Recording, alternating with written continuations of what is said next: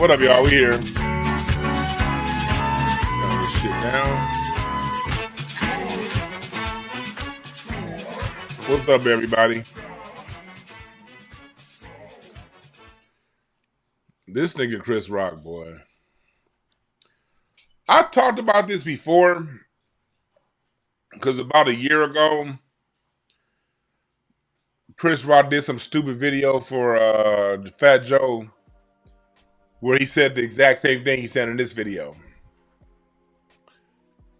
And I remember posting that video, and that video didn't get much traction. Like, it got like really suppressed by YouTube, where I broke down this video that Chris Rock did for Fat Joe. Well, it seems like he's doubling down and continuing saying that bullshit. When Chris Rock says that hip-hop is the only form of black music that doesn't come from slavery or slave-like conditions. And Chris Rock is far too smart, far too intelligent to be allowed to get away with that gross misrepresentation of black music, black history, and black culture here in the United States of America. So we're about to blow a hole in that argument wider than Billy Porter's pussy. We about to blow a hole all up in this argument. And when we blow this argument up and this point of view up, we're going to bring correction. And like I do with this channel always, I do what I do in love. No disrespect to Chris Rock. No disrespect to anybody to Method Man, because Method Man, I think, was just kind of put in position with this question that was being asked. But with this clip going around the way it is, there must be correction. So yes, I encourage y'all out there to, as I talk and break this down, to clip up this video and send clips out as we break down how extremely wrong he was.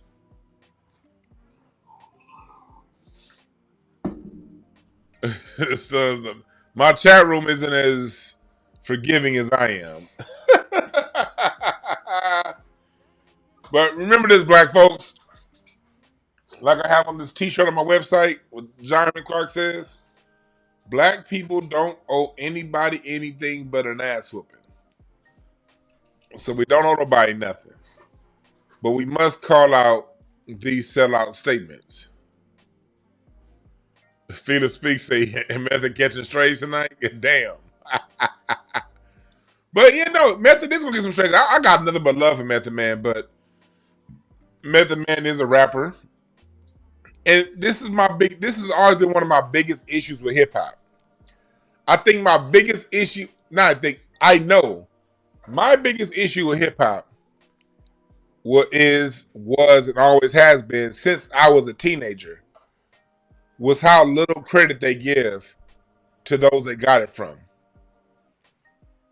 I started getting into funk and 70s music when I turned 13, 14, when I was teaching myself how to play the drums. Well, actually, when I was 13, I really got into 60s music when I was 13, 14, 15. I was really into the 60s. I just was playing everything from the 60s. Then I got to be about 16, 17, I got really into the 70s. And the more and more I discovered, because I grew up on hip-hop, the more I discovered how much hip-hop was reliant on those 70s and 60s samples, I grew a certain energy within me by the time I was 18, 19, that was like, why don't these guys give more credit? Especially when I found out that a lot of those musicians from the 60s and the 70s, at the time during the 90s, most of those guys were still alive in the 90s. And they were dying broke. They were having all kind of medical issues. And wasn't nobody from hip-hop really chipping these cats off. So this discussion we're having today about Chris Rock, this is a long-standing issue. And I really think this issue that I have is what shapes and informs my point of view on music and the generations of music. Because through the 70s, through artists, songs like Sir Duke, I learned about Count Basie. I learned about Duke Ellington. You know what I mean? Stevie Wonder used to always give it up to Ray Charles. Ray Charles used to always give it up to T-Bone Walker and those guys that came before him. But it was something about when we got to hip-hop, you was less giving it up outside of the West Coast, I gotta say, because the West, we're the Snoop Dogg in particular. Snoop was the one artist that would really put the dramatics in the forefront. Bootsy Collins in the forefront. And Zap, you know, Dre to a lesser extent, but really Snoop.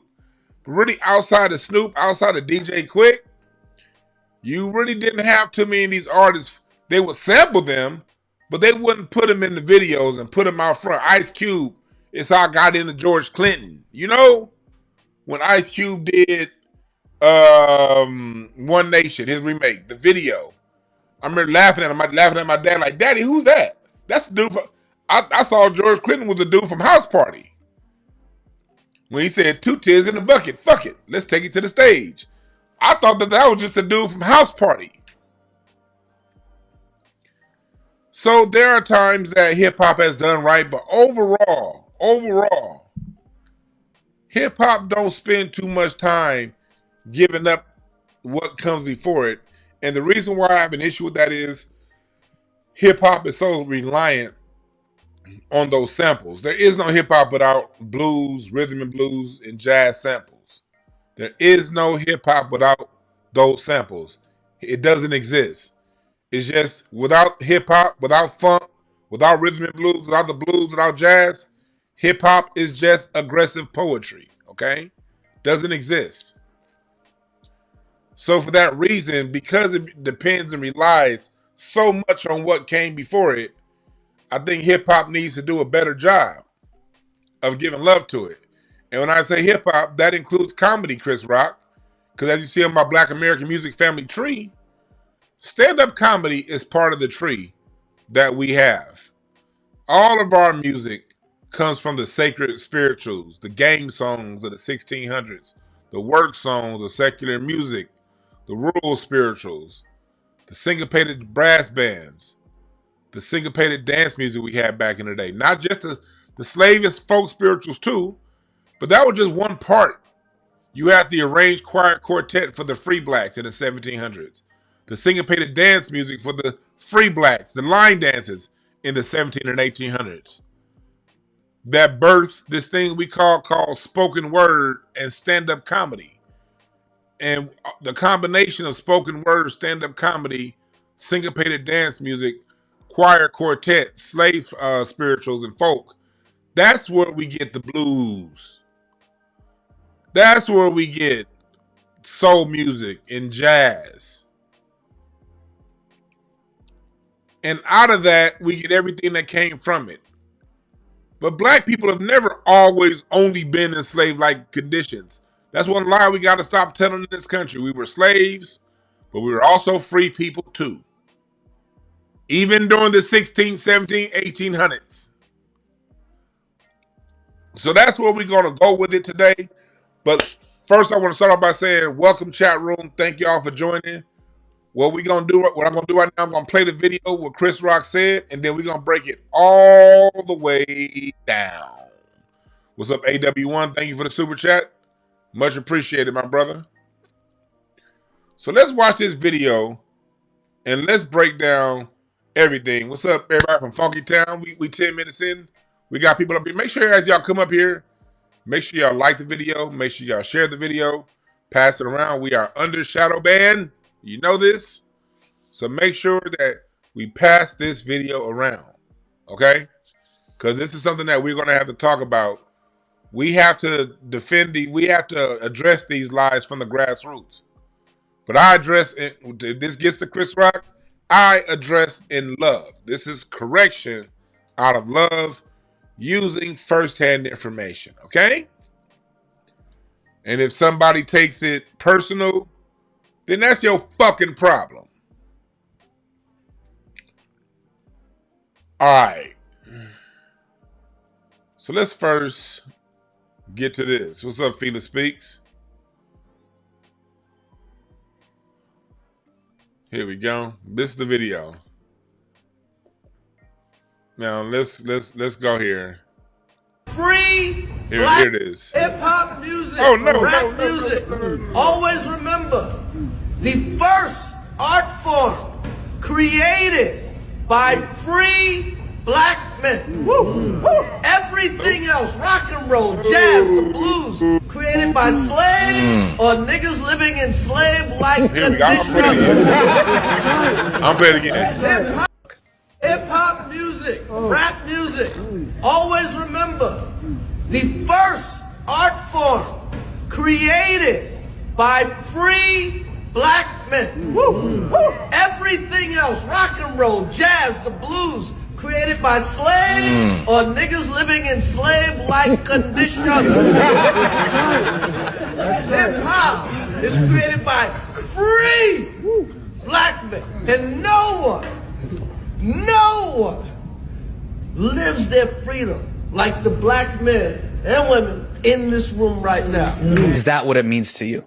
Absolutely. You can't dispute the truth, man. And it's funny because there are like the black men and women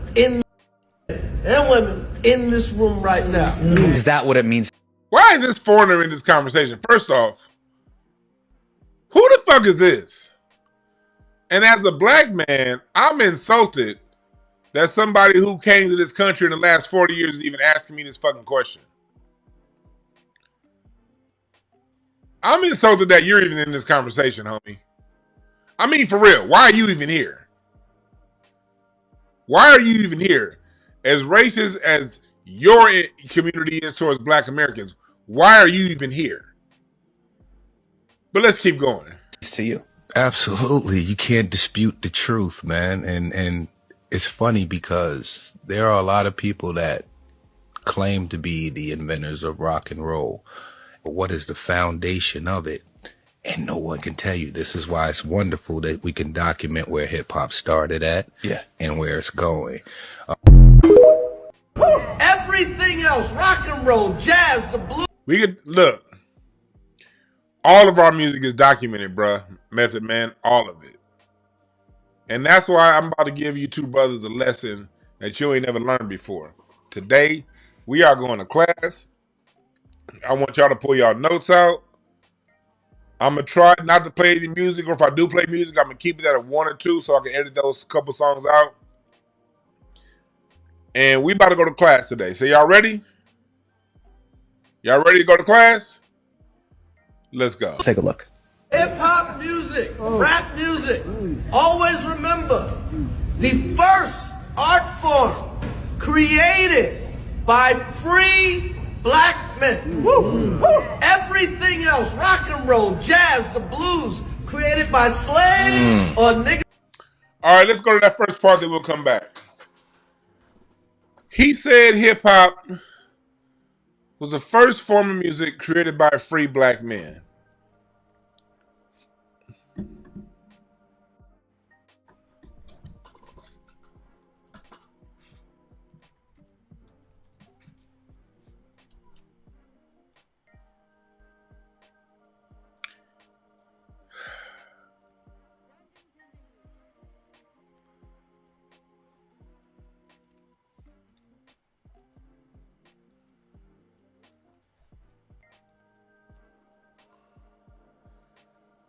I give to you Richard Allen.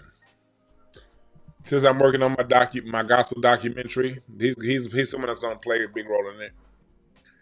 Richard Allen was a free black man who, in the year 1801, wrote the first AME. He founded the first AME church, the same first AME that's here today, and he wrote the gospel hymn book out of Philadelphia as a free black man.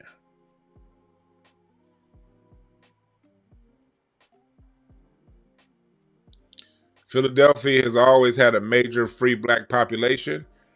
For further information, I encourage y'all to look up the Philadelphia 14. These 14 black families out of Philadelphia that set the groundwork to how a lot of that city was to move And a lot of ways, this country moved in shape because they were around back when Philadelphia was the capital of this country.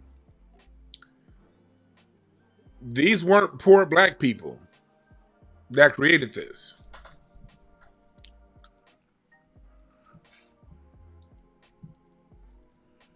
Do you know that every form of ballroom music created during the 1800s was created by black Americans that were free? You don't get to go to ballroom dances if you're enslaved. Those are free people activities, Chris Rock. We gonna be here for a little while. Want to go a little further? Let's stick it in Philadelphia. I could go to Boston. I could go to New York. But this is Francis Johnson. Francis Johnson created the waltz in America. He brought the waltz to America, a very popular American rhythm that was very popular in black American music during the 1830s, 40s, and 50s. What's the waltz? Do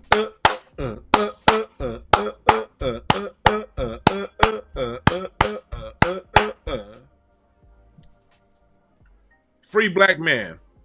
He also wrote America's first sheet music. Not a white person, him.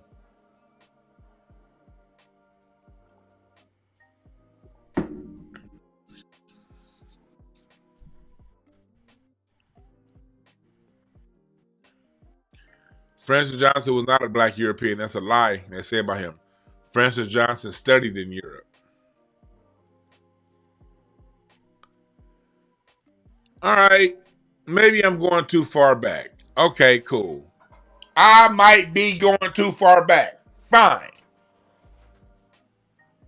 Let's fast forward then to the 1900s. Let's get out of the 1800s.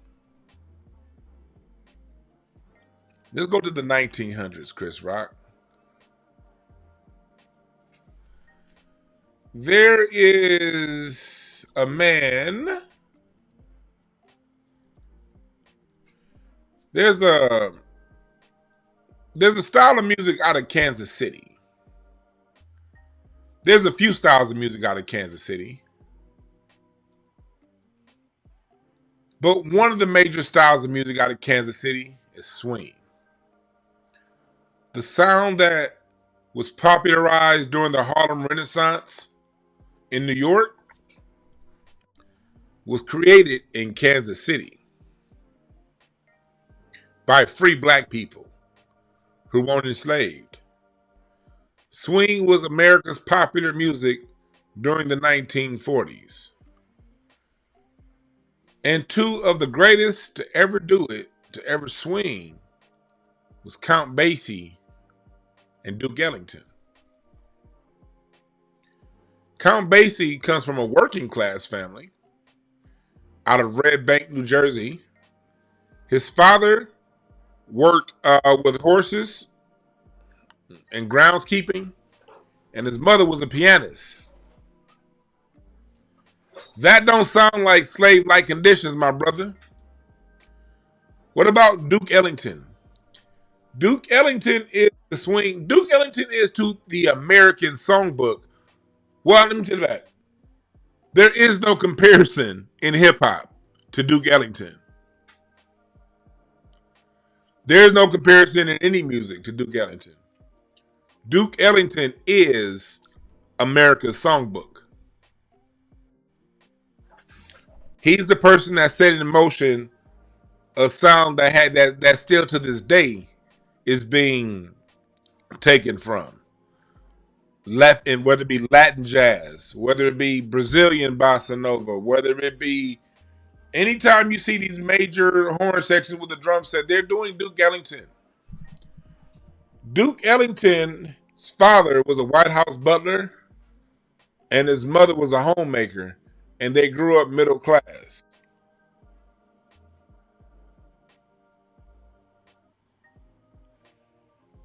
He did not grow up in slave-like conditions.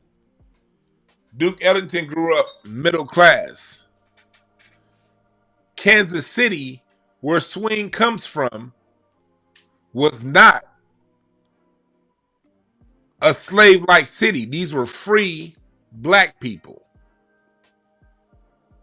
Same thing with a lot of the blues, because people very oftentimes forget that St. Louis is a major part of the blues too. And cities like St. Louis have free black populations going back to when those cities were founded. There were free black people in the early 1800s in St. Louis. You're right. Duke Ellington is America's Beethoven. There's no other genre of music that has a comparable to Duke Ellington. Maybe Stevie Wonder for R&B. Maybe Stevie Wonder. Maybe for R&B. But there's no comparison to Duke Ellington in American music. So Chris, see what the danger to what Chris Rock said is, it keeps black people in this death and depravity mode. Oh, we's just this, we just that. And then he making it seem as if hip hop came out of nowhere to lip. If we gon' keep it a buck, 100 a bean. Out of all the music we created last century, hip hop is one of the lowest vibrations. It's the least musically sophisticated. I can say that. It's the least musically sophisticated out of everything we created. And it gives access to more people to participate in than any other form of music we created. Because previous form of music, you had to sing. And everybody can't sing. And at one point, hip hop had a high standard to where you had to rap in a way that the average person couldn't rap. But that's been gone for the last 20 years. Now it's not dissing hip hop, it's just a fact. This is just a fact. If somebody takes it as a diss, I don't care. But with hip hop, you did not have to learn how to play an instrument from scratch. Every other form of music that we created, you had to know how to play an instrument from scratch. There was no button you can push to play music. You couldn't go and buy sample packs from Splice and say, okay, put this with that, put that with this, and then loop it for 64 bars. No, you had to go to an acoustic instrument and master that instrument.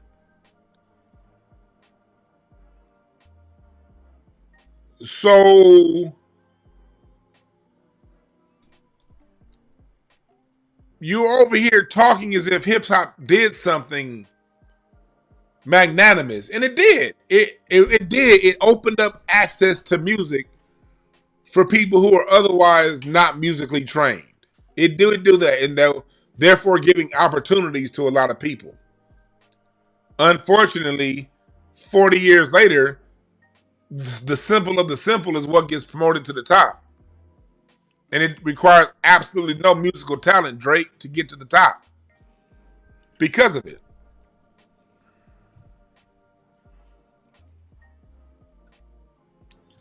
So let's just say that. And it's also, let's say with hip hop, this is what I told my students in our closeout class this past Sunday. When you look at my music tree, hip hop is everything that came before it summed into one. Let me see. Do I have that lesson still up?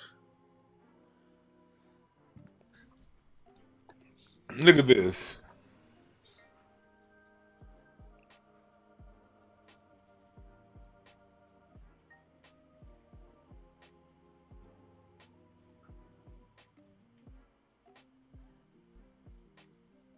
This is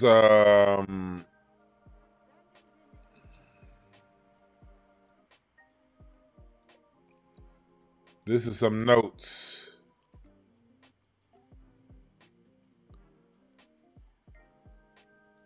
from my class, we talked about sampling and how it preserved our sound.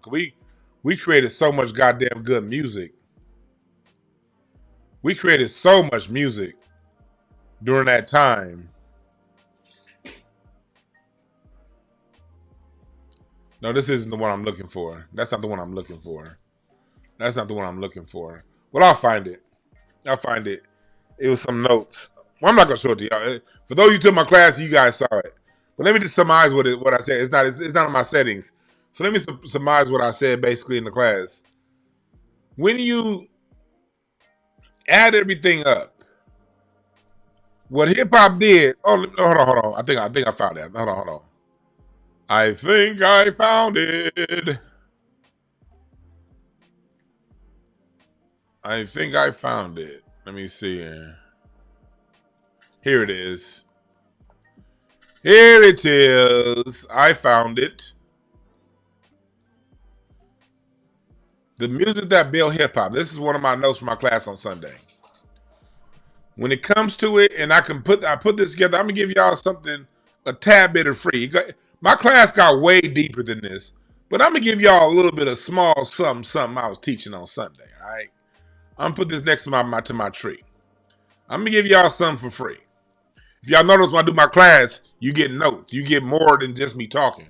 I give you some shit you can hold on to. But this is the music that built hip hop. It was the spirituals that's down here in the stock of my tree that gave us the message and the rhythm. It was the blues that gave us the struggle and the repetition. The loop beat with the struggle message. It was the gospel that gave us the soul and the testimony. It was jazz that gave us improvisation and swing, bebop. It was funk that gave us the groove and the break beat. Remember, the break beat is a funk thing. Funk, break beat is funk. Hip hop, you borrowed it, but it's not yours. You didn't create it. Hip hop, you got it from funk. R&B gave us the hooks, the vocal phrasing and structure. That's Nate Dogg, that's Sleepy Brown. And all of it together created hip hop. Hip hop is not a standalone genre. Hip hop is a gumbo pot of all of our sounds and creations. If you ever hear somebody say that shit, please know that they got that from me. This is a DeJuan Brown original. I will give credit when I got something from somebody else, but this is my gift to music right here. This is what built hip hop. The spirituals, the blues, the gospel, the testimony. For example, I'm also going to share with y'all for free. One, I've given this in my music class before.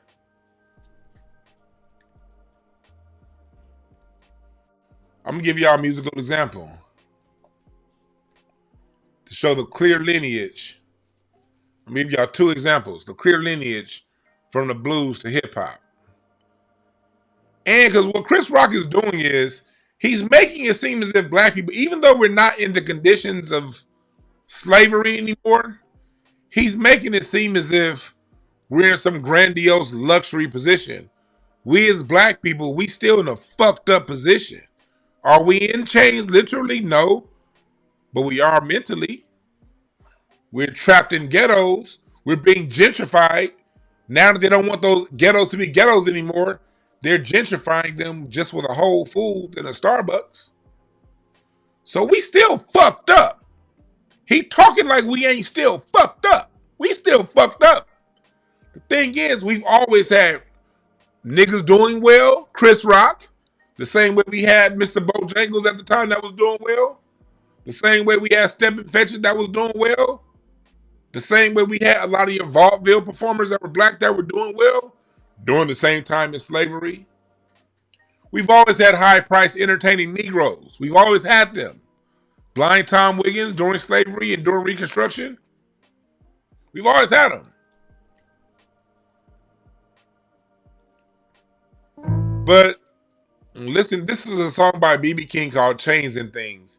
And the theme of this song is talking about how hard as a black man you gotta work, the struggle, and to survive. That's what the lyrics are about. And then it's this part right here. Let me get to that part. I can't. Right. Right. Let me see here. Hold on. There it is. This part right here. You hear that? That string arrangement?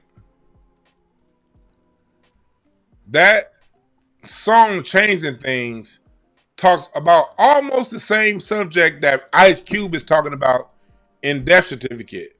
Bird in the hand. Black men gotta struggle. Are we gonna go for the? Are we gonna? What am I gonna do to have decent shelter and clothes on my back? Do I wait for help from Bush, President Bush, or Jesse Jackson in Operation Push?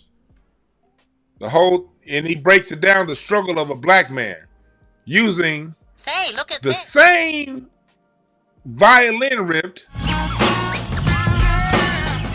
You hear it? Fresh out of school because I was a high school grad. Did y'all hear it? Talking about the exact same message B.B. King was talking about. So Chris Rock, why are we celebrating? Why is Ice Cube in 91 talking about the same message B.B. King was talking about in 61? You think we went that far? The song is the same fucking message, but one is sang through the blues, the other is rapped through hip hop. Same message, even using the same violin riff. And then 20 years later, Kendrick Lamar talking about the same goddamn thing in the song Mad City. Some lessons about the street. And doing that, they chopped up the B.B. King sample, and Kendrick literally uses Cube's line right over again. That's a clear lineage. From blues to hip hop, 3 different black men rapping about the struggles of being a black man in the United States. Literally chopped. B.B. King set the groundwork with the blues, and hip hop took that groundwork, re-chopped it up, and reworked it, not because Kendrick and Cube was rewriting what B.B. King wrote. They probably never even heard the B.B. King song. But it's the fact that whether you're dealing with 2021, 2011, 2025, 1911, 1811, free black people are dealing with the same shit. And while we dealing with the same shit, we got niggas that's doing well for themselves, going around giving up toasts, saying we done kneeling. Jay-Z, Chris Rock. That was our problem in the 1870s. That was our problem in the 1770s. That's our problem in the 1970s. And that's our problem now. Black people are all over the economic stratification. But we got a couple free niggas going around saying everything is good. Let's give a toast. I'm Monique Wade. Appreciate the super chat. School's in session. Much appreciated. Christopher Ellis, I appreciate the super chat. Yeah, let's get some straightening in this motherfucker. Now we got these niggas that's going around. They got a couple dollars in their pocket, and now everything's supposed to be cool because you rich. Nah, homie. Nope. Because one thing they lied to me in my generation, they lied to my generation when they told me, and press number one chat room if y'all remember, I'm 44 now. In the 90s, what was they telling us? Racism is going to be different in the future. because hip hop is bringing everybody together. Michael Jackson is bringing everybody together. Prince is bringing everybody together. So these kids, and I was 10 at the time, won't have to deal with what we dealt with because Prince and Michael Jackson and hip hop is bringing everybody together. Press number 1 in the chat if you heard that bullshit when you was 10.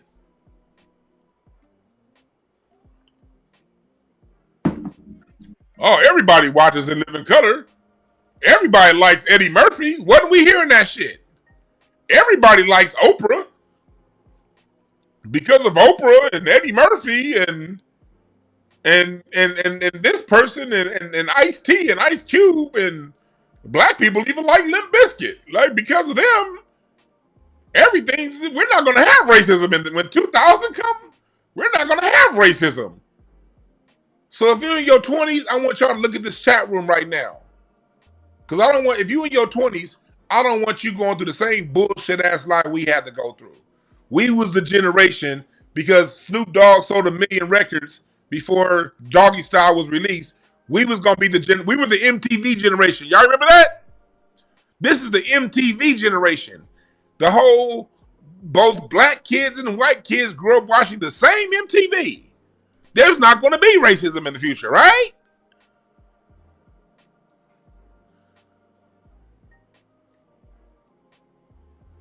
Hell, at least we had our own neighborhoods back then. In the rent, you could at least, if you was struggling, you could at least afford.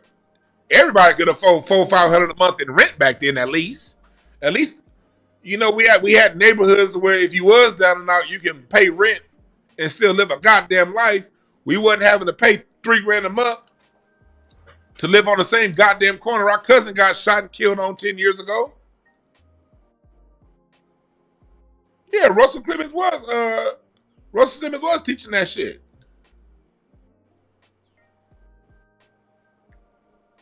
Nah, we gotta tell the truth, the whole truth, and nothing but the truth. We can't let these old niggas fake us out and lie to the younger generation. Hell no.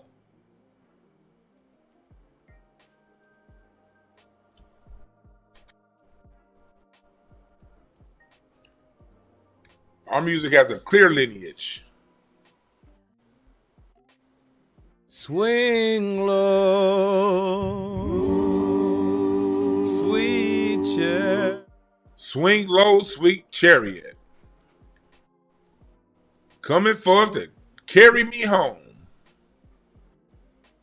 And then we turn around and we are from swing low, sweet chariot to swing down, sweet chariot, stop and let me ride. And then Dre flipped that. Biatch. Eh, what no baby? You look good now you carry. Huh? Ain't a motherfucking thing changed with our conditions here, nigga.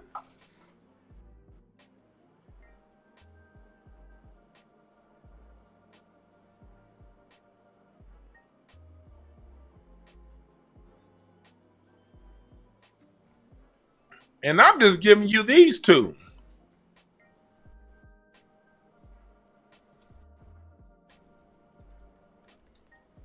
Want to go further? Another thing that Kansas City gave us, another sound, the sound that supports hip-hop, the culture that was created before hip-hop that laid the groundwork for what would become hip-hop. And my man Star Report always backs me on this, salute to Star, is bebop. Chris Rock. And where does bebop come out of? Kansas City. Bird and Dizzy weren't poor. They weren't raised in slave-like conditions. Now Bird, he grew up, they were working class. His dad was a performer and a bartender. His mother was a maid. And Dizzy Gillespie grew up a little bit poor. He grew up in the rural. He grew up in the Carolinas. His father was a bricklayer. But he wasn't a slave. And the music of bebop was found when he went to Kansas City. And these cats were not enslaved. They were not enslaved-like conditions. They were living in the same conditions that people were living in New York in 1973. Black American conditions. Conditions that weren't optimal. Conditions that weren't the best. But you still weren't, out of respect for slavery, it still wasn't slavery. Was it tough? Yeah. But so was New York in 1973. That was tough too. Let's go back and listen to what Chris Rock said one more time. And then we're going to juxtapose that to what Miles Davis said.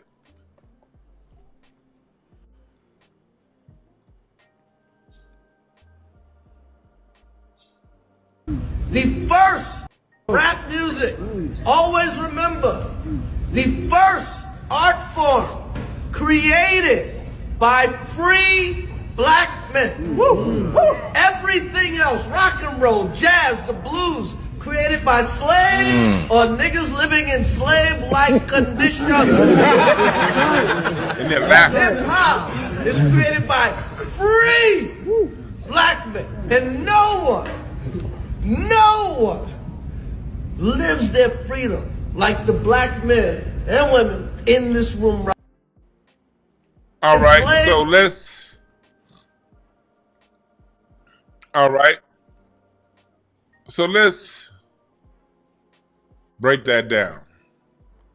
Before we go to what Miles has to say, let's go back and reference my music tree.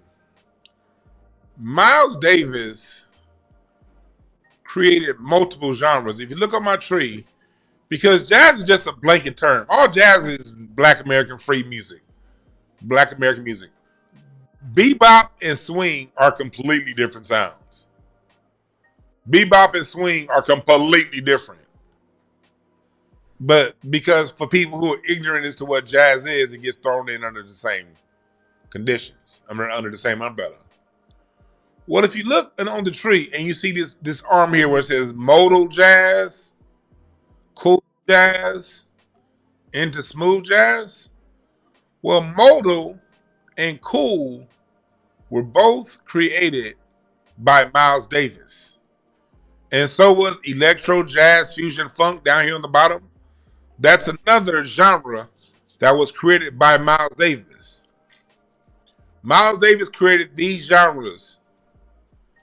And when you're talking about modal jazz, you're talking none other than Kind of Blue album. This is modal. Let me give you guys an example. Oh, let me take that thing down. We teaching today, and of course I go way deeper in my classes. I'm just giving y'all a little bit. We just on YouTube, so I ain't really giving y'all much. I'm giving y'all about if this is me teaching, this is me basically clipping off my pinky toe fingernail. It go way deeper than this. I'm giving y'all like my pinky fingernail clipping. Like it's like this is the amount of knowledge I'm giving y'all right now. So if you want to know more, you gotta go on Patreon, you gotta get some of my classes. But I'm giving y'all this much right here. You know, you get the little clippers out and you just clip off your pinky nail. Yeah. That's about how much y'all getting right now. So don't think you're getting the whole story just from this little ass show. But this is modal right here. The sustain in the notes, the coolness, the structure, the format. That's modal versus Charlie Parker and Dizzy Gillespie. They were bebop. This is bebop. You hear why I call it bebop? It's a whole bunch of bebop. It's like hip hop. The old people were saying hip hop. Oh, all that hip hop, a hip to the hip hop. They weren't calling it hip. They were hating on the youth. The youth was playing bebop. The old niggas that was in the swing was like, You like that bebop, bebop, beepity bop. Bebop and hip hop were both forms of music that was clowned by the old niggas. The old niggas saying this shit ain't real music, it ain't gonna work. Completely different sound than modal, what we heard earlier. And then going back to modal,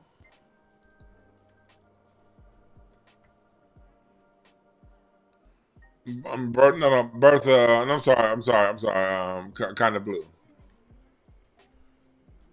So when you're dealing with modal jazz,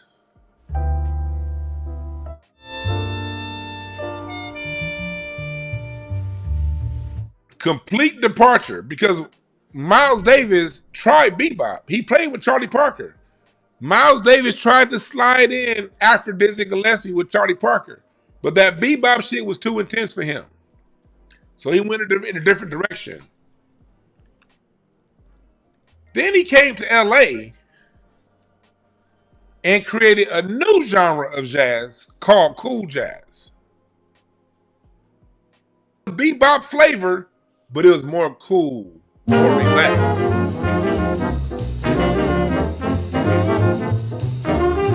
And it's out of cool jazz, you get today's Kenny G style jazz, the Grover Washington smooth jazz.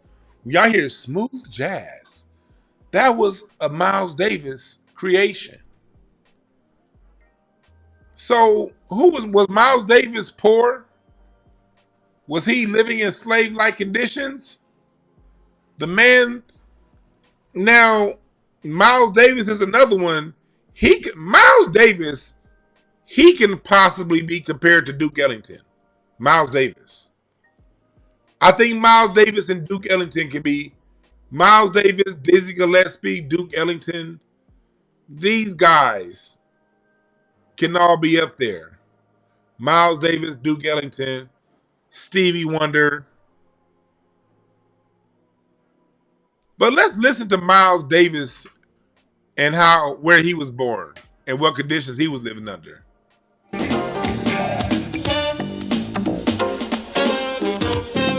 Are better than white musicians? Oh, my bad. Get me in trouble. Not. Black musicians genetically better than white musicians? Get me in trouble. Not better, but they play different. White musicians seem to lag behind the beat. You know, I don't know why. Does black musicians hurt more? What do you mean hurt more? I mean, is it?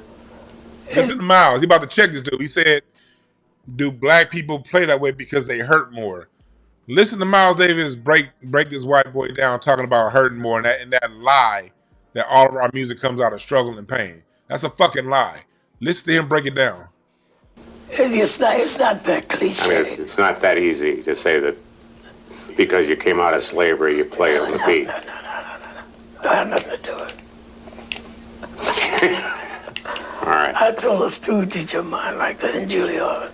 In Juilliard. She started talking about, well, you know, the black people were despondent at night, and they say that's where the blues came from. So I raised my hand. I said, listen, my father's rich, my mama's good looking, right? And I can play the blues. I never suffered and don't intend to suffer. You heard that? Miles Davis said, my father's rich and my mama's fine. Let's hear that shit again. My father's rich and my mama's fine. And I can play the blues. I never suffered and I don't intend to suffer. They say that's where the blues came from. So I raised my hand. I said, listen, my father's rich, my mama's good looking, right? And I can play the blues. I never suffered and don't intend to suffer. You hear that, Chris Rock? You hear that? Let's play those two back to back again. Let's just play them back to back. Let's just play those two things back to back. Lives their freedom. Like hip-hop music, rap music. Always remember, the first art form created by free black men. Everything else, rock and roll, jazz, the blues, created by slaves or niggas living in slave-like conditions. Hip-hop is created by free black men. And no one lives their freedom like the black men and women in this room right now. Is that what it means to you? Get that bootleg ass message out of here, Chris Rock. Because this is what Miles Davis said. Your mind like that in Juilliard. It's not that cliche. I mean, it's not that easy to say that because you came out of slavery, you play on the beat. No. I have nothing to do with it. All right. I told a student teacher of mine like that in Juilliard. She started talking about, well, you know, the black people were despondent at night, and they say that's where the blues came from. So I raised my hand. I said, listen, my father's rich, my mom is good looking, right? And I can play the blues. I never suffered and don't intend to suffer. Boom, Chris Rock. So, Chris Rock, when you spread lies like that about our community, is dangerous. It makes us look like these woe is me ass group of people. Miles Davis, the creator of Modal, the creator of Cool,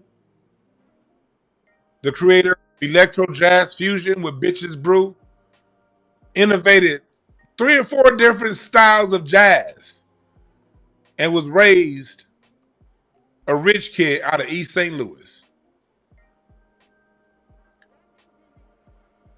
Hip-hop is not the first form of music born from free black men.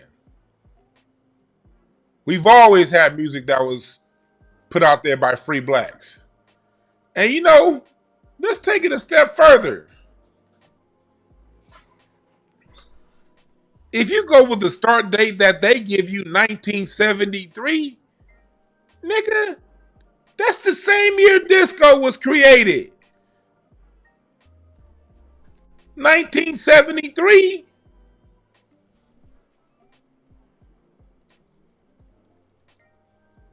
What are you talking about?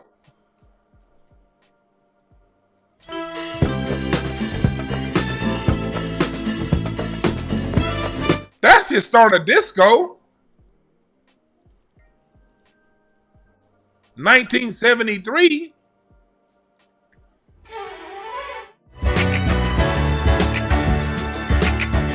That's your start of disco. That's the same year y'all had that bullshit ass party on Cedric Avenue to create quote unquote hip hop. We all know that's not the real start date, but let's go with the date you guys give it. That was created. Barry White wasn't in slave-like conditions. He was raised in South Park, in South Central.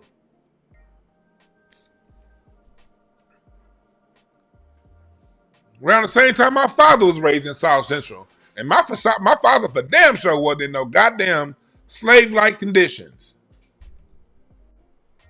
Funk was created in 1966 when James Brown was recording in Cincinnati, Ohio.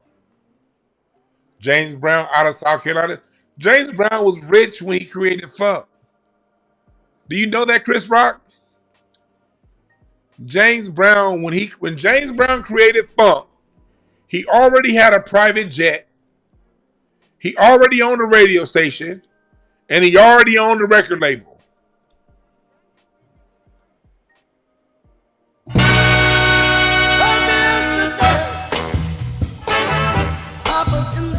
Funk is black middle class music. Chris Rock, the sound that hip hop thrives off of is funk. And funk is a middle class black American sound. How can we say that? Let me put you up on game as to how we can say that. In areas like New Orleans,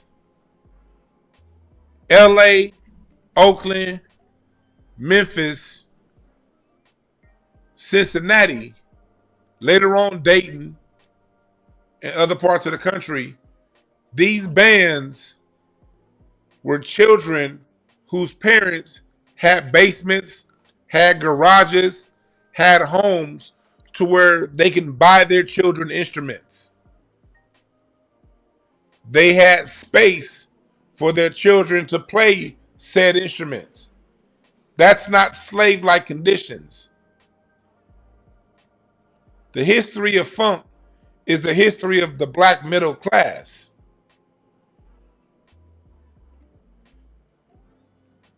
Kids in the neighborhood getting together. War used to be over here in Long Beach. Do you sound like you in slave-like conditions when you in Long Beach, when you in Compton, and you walking down the street and you see people doing this in their car? And then you see these low-riding cars and you create this. This is from walking down the street.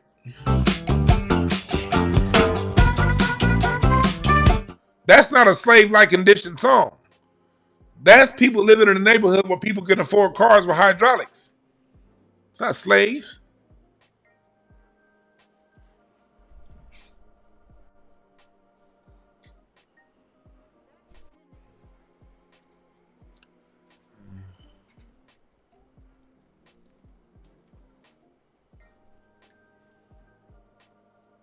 Isaac Hayes. Isaac Hayes was wearing the same damn gold chains your hip hop acts wear.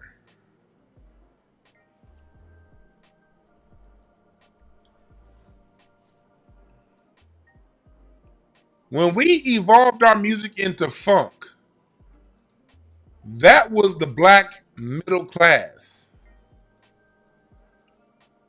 And funk and hip hop is a direct descendant of funk.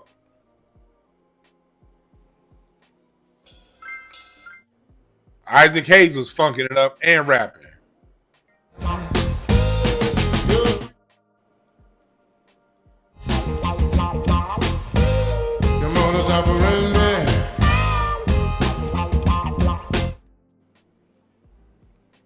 That sound like slave music to you?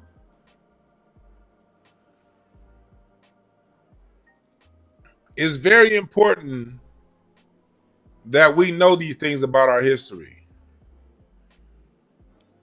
It's menticide when we only talk about our losses. It's menticide when we only talk about the death and depravity.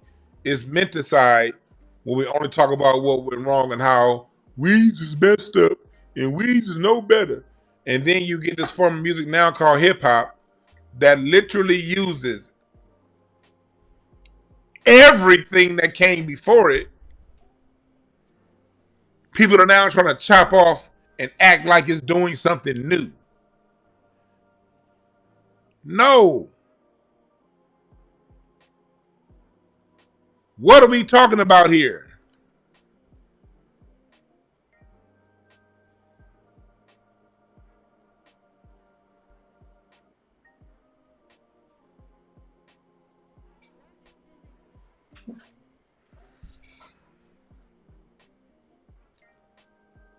What are we talking about here, Chris Rock? And again, I'm not mad at Method Man. He was ambushed, but I'm in some ways, brother, you got to know these things, man. I just don't like the optics. Man, they know what niggas are called. Like, I just want to know who... Black men and women in this room right now. Is that what it means? Who the fuck is this asking, talking about a conversation between black folks? Who the fuck is this? I get DEI. I get people of color. But no. No. If you're going to be people of color, then ask some people of color questions. Ask Method Man about his newest record. Ask Method Man about the movie How High. Ask Method Man about Wu-Tang. Ask him about who his top 5 artists are. Why the fuck is this dude asking a racial question? He shouldn't even feel comfortable asking this question. Right now. Is that what it, Who is this guy to even ask that question? is that what it means to, Right now. Right now. is that what it means? Who is this guy? Who the fuck is he to ask a cultural question?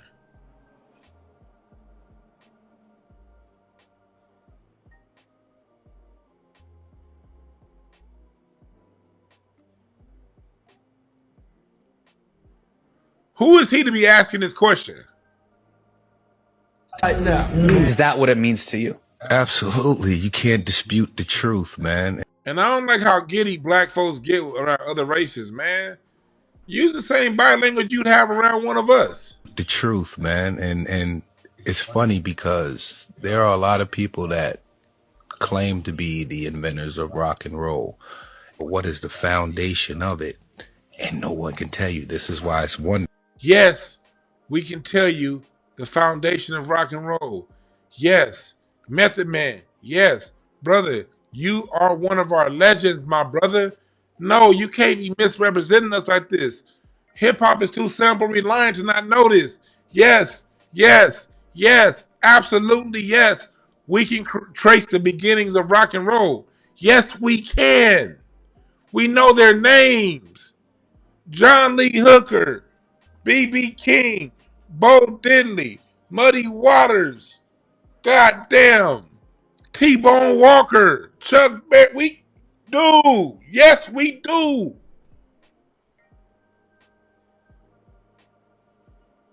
What is the foundation of it? And no one can tell you. This is why it's rock and roll. What is the foundation of it? The foundation. And no one can tell you. This is why it's wonderful that we can document where hip hop. The foundation of rock and roll is the blues. The same way the foundation of hip hop is the fucking blues. Rock and roll and hip hop come from the same root.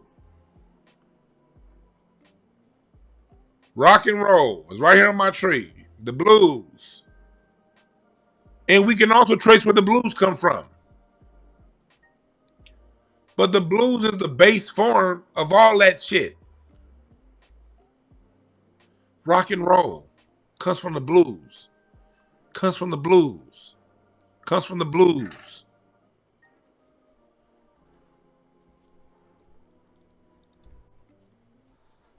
It comes from the blues.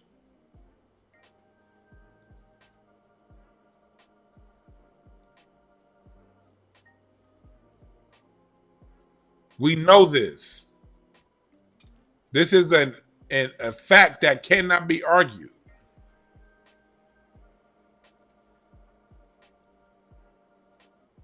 You know who Chuck Berry's?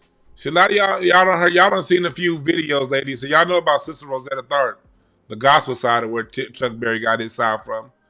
But this is who Chuck Berry got his performance from. One of the forefathers of rock and roll, Chuck Berry, T-Bone Walker. Look him up. Was who inspired him. Before rock and roll, here it is. That's T-Bone Walker. The T-Bone Shuffle. It ain't no fun at all. That's T-Bone. Look, T-Bone Walker used to play the guitar and do the splits, nigga. On stage. That's where rock and roll come from. Right there. And the beat he was playing was a shuffle. The shuffle is Black American. That's a shuffle. Where you shuffle the eighth notes on the hi-hat. You shuffle the eighth notes on the rips. So instead of playing 1 and 2 and 3 and 4 and you that's a shuffle. You're shuffling an eighth note rhythm. That rhythm did not exist in Africa. It didn't exist in Europe. It's a rhythm and it's a riff that we created here in America through the blues. That was a very popular rhythm in R&B and rock and roll. T-Bone Walker was before Fats Domino. T-Bone Walker was before Fats Domino. He was before Chuck Berry. I'm giving y'all names before, like, sit back and listen and let me teach y'all. Don't be so quick. T-Bone Walker was before Chuck Berry. He was before Fats Domino. He was before Little Richard. He was before these guys that you guys are mentioning in the chat room.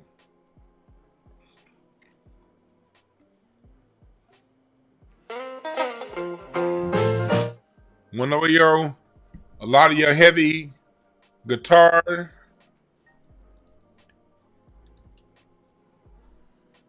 See, and I appreciate y'all in the chat, but I'm telling y'all right now, if y'all ain't listening to this channel, you guys only know the cliche names. I'm giving you the names before the cliche names. Everybody knows about Chuck Berry now. Everybody knows about Fats Domino now. I'm giving you who taught them. All right? That's why I say be patient. Be patient. Be patient. That would be like somebody talking about the greatest groups of all time, and then people saying, Jodeci, Boys to Men, New Edition. And I'm like, no, nigga. You got to go to the Spinners before that. You got to go to the Isley Brothers before that. You got to go to the Temptations before that.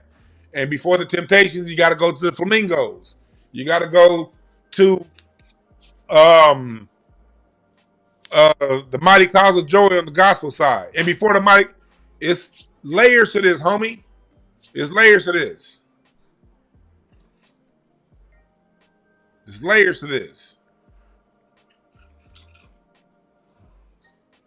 And at the same time, with T-Bone Walker, when it comes to a lot of your heavy metal, like what's his name just died, that Ozzy Osbourne just died.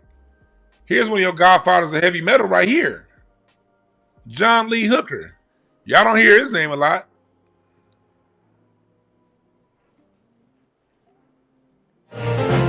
Put you in my house. Boom, boom, boom, boom.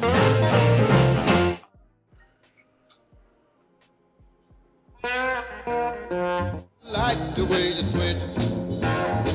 That's where rock and roll comes from.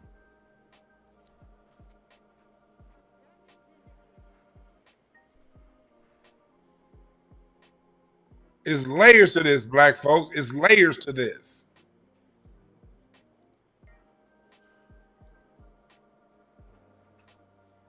JD said Chris Rock and others understand that class state rights so everyone else's black grandma work. And something not. There were plenty of old black musicians that grew up in the middle class. Right, JD? There's plenty that grew up in the middle class. Plenty. Charlie Christian was one of the early great electric guitar players. That's right. Appreciate that, Mogul Maze.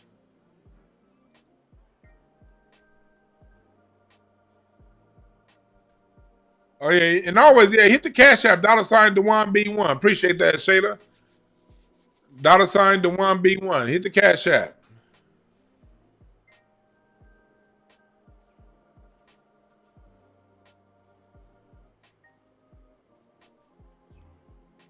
But when you learn the story of Led Zeppelin, the Monkees, the Beatles, the Rolling Stone, Elton John, Ozzy Osbourne, Black Sabbath, and these are all groups born that were replaying John Lee Hooker.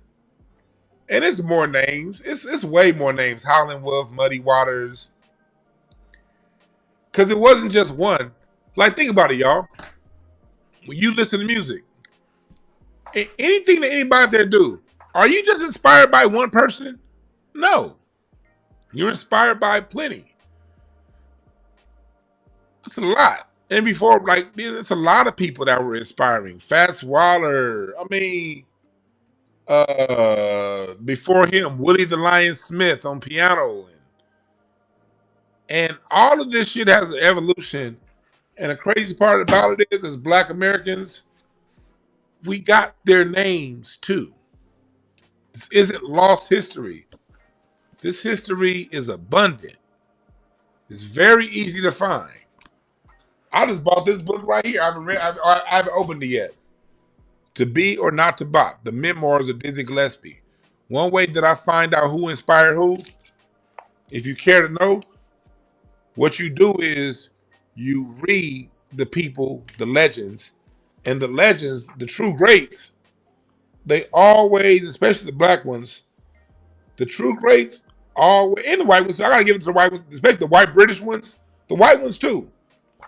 They tell you who they got the game from. They ain't tripping. Like, one thing I respect about the Rolling Stones put money in Muddy Waters' pocket, in Holland Wolf's pocket, in Bo Diddley's pocket, in Chuck Berry's pocket. I gotta always give credit to the Rolling Stones. They didn't hide it.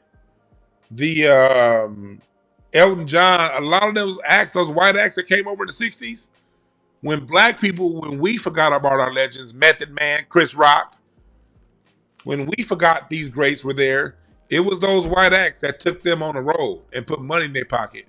And they made more money during the 70s than they did their whole careers because we moved on. And these hip hop niggas forgot about them.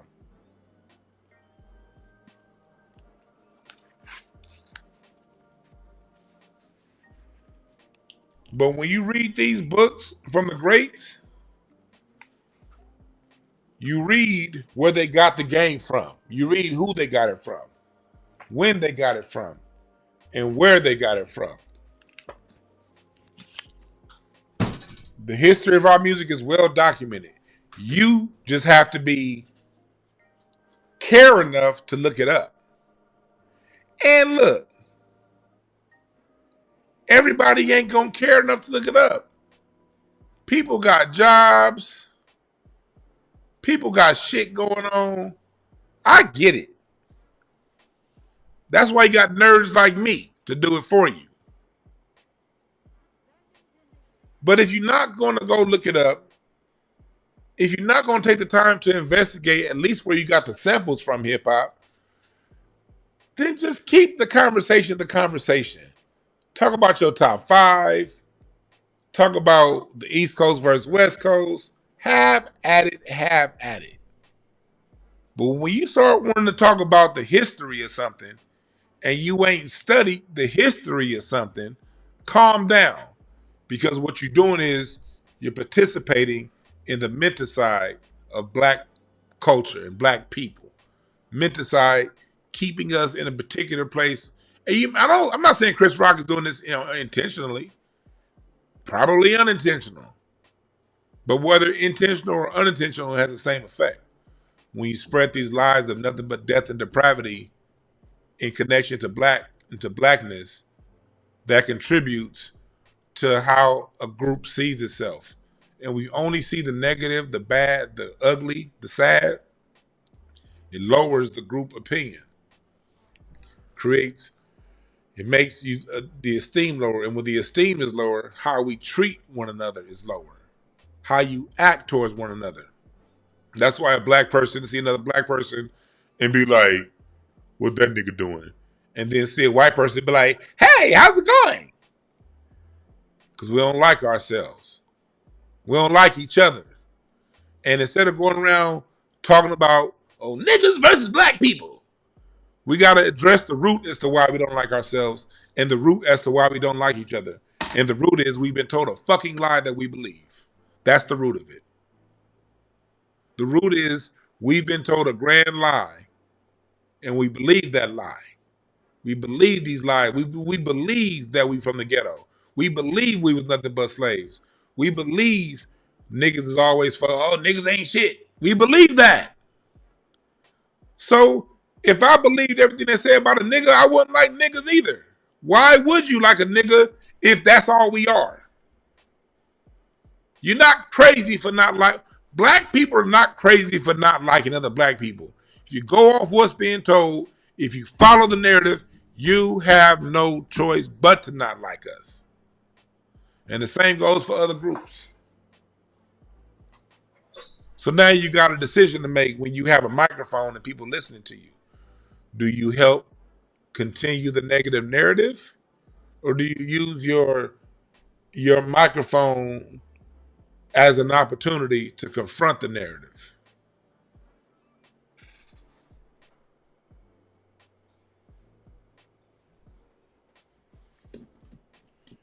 Here's another book for y'all. It's called Sold American. I got to read this again. But this book details how black music changed white culture in America. We the number slaves. Hey! Really? Is that true?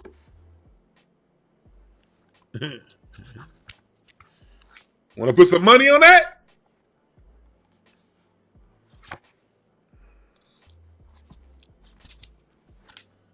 You got a lot more money than me, Chris Rock. I'll put some money on that.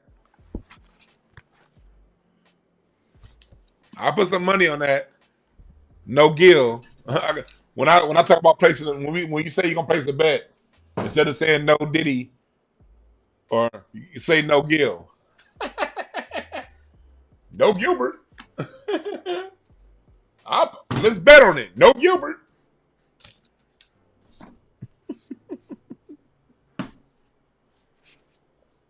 All these goddamn books I got right here.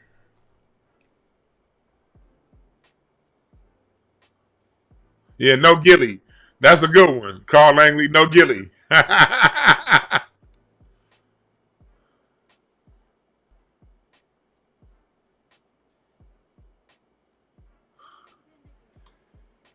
Hey, Zach, what did I make up today? And spell out shit. Hey, Zach, what am I making up? If I'm making something up, tell me. You want to call in, Zach? I might even open up the phone line.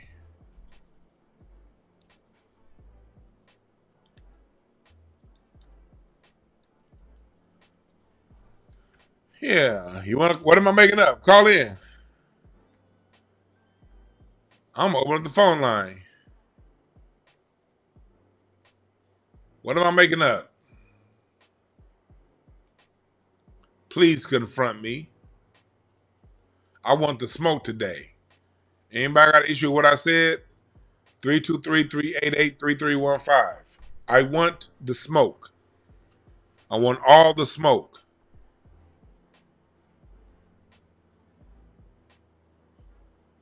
I welcome and encourage the smoke. 323-388-3315. I'll let you speak, but when I speak, shut up. I'm not going to argue, and please don't come in and don't be a man calling in getting emotional. Don't all be getting all loud. Oh, no. And please, another rule is don't use the word hate. The word hate disqualifies anything you have to say moving forward. We talking business here, homie.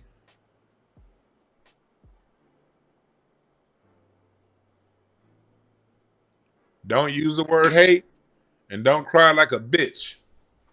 But I'll let you get what you have to say off.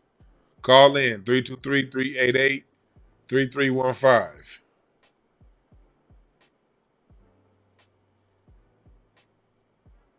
Let's call in. Yeah, that slap is making more and more sense. That slap is making more and more sense.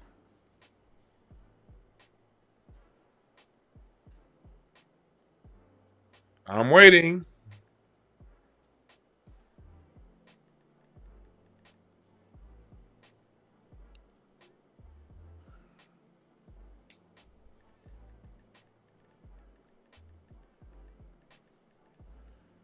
Not gonna call in?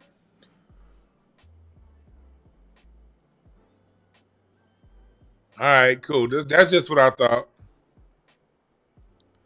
That's exactly what I thought. You're not gonna call in.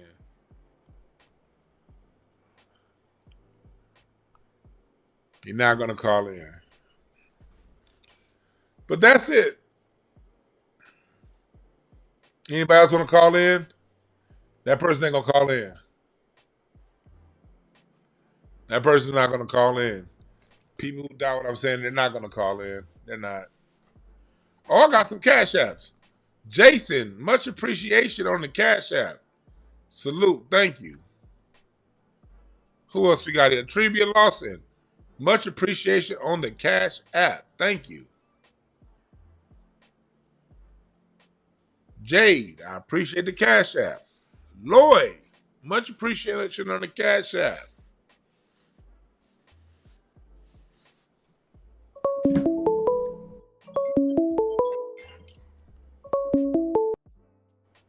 From.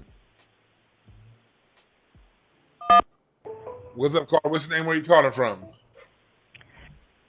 Big one, Herc, brother. What's up, man? What's up, man? What's on your mind, brother? All right. Hey, look, I'm starting to think that slap is what did that, made Chris Rock make such a stupid comment. I'm starting to think that the slap is what made him say that, man. I think the brother need to get get rehabilitated and go through a few years of therapy so he can get things straight, you know. Yeah, and man. Understand the true struggle of his people. I think that brother checked out of caring about what we going through a long time ago, even long before that snap. I think what it requires for you to even host the Oscars is you done gave that shit up long before. You done gave up any kind of bond with us decades before you even get the opportunity to host the Oscars. But the slap just gave us all something to laugh at and having a good time at, you know. Yeah. But I hear what you're saying. That motherfucker has been going a little bit crazier since then. But just understand that the only reason why he got a chance to even host that motherfucker is because he wasn't with us. Yeah. You dig? It makes sense. Yeah. Well, brother, we really appreciate you, man, and all that you do, and you know, the educational value that you bring to the equation. And you know how you pretty much school us in a whole lot as far as the history. You do your due diligence and your research to get the truth to us, man. And we really appreciate that, brother. I appreciate it, brother, man. Thanks for calling. Yes, sir. Peace. Call from Brooke. What's up, caller? What's your name? Where you calling from? Hey, it's Brooke from New York. Brooke from New York. What's on your mind? Hey, okay. So this is my theory. And I don't talk about this a lot because this is really throwing Chris Rock under the bus, right? But there's a documentary on Hulu called it's a New York Times special, whatever they had, but it's season 2, episode 3, called Sin Eaters, right? And it's about this Hollywood fixer who would go around recording everybody against their will. And he fixed something. I'm not going to say what it is because I won't throw him all the way under the bus. But he fixed something for Chris Rock. He was like one of the first celebrities they talked about in that documentary. And after that, I realized that I feel like he has kind of flipped because they have dirt on him. Okay. So I encourage everybody. I'm like I said, I'm not really the one to throw black men under buses, but I believe they have some, because something was fixed for him.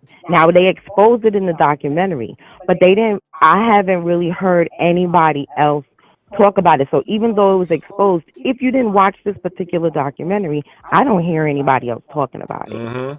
So that's my opinion about why all of a sudden he feels like they helped him, not us. So his loyalty is to them because they covered up his skeletons. They put it in the closet. You get what I'm saying? Yeah. So that's my opinion on Chris Rock and why he is falling on the side that he's falling on now. That makes a lot of sense. Thanks for giving us a call. I just want to end it off with this. Thank you for everything. I have learned so much from you, and I really appreciate you and everything you do, from the card reading to the music to cussing people out. I enjoy it all. Thank you so much. All right, thanks again. I appreciate you listening. Okay, bye-bye. Hey, caller, call right back. I tried to pick up and then hung up on you, caller. Call back, caller. I tried to pick up. but it did not pick up. Call on back.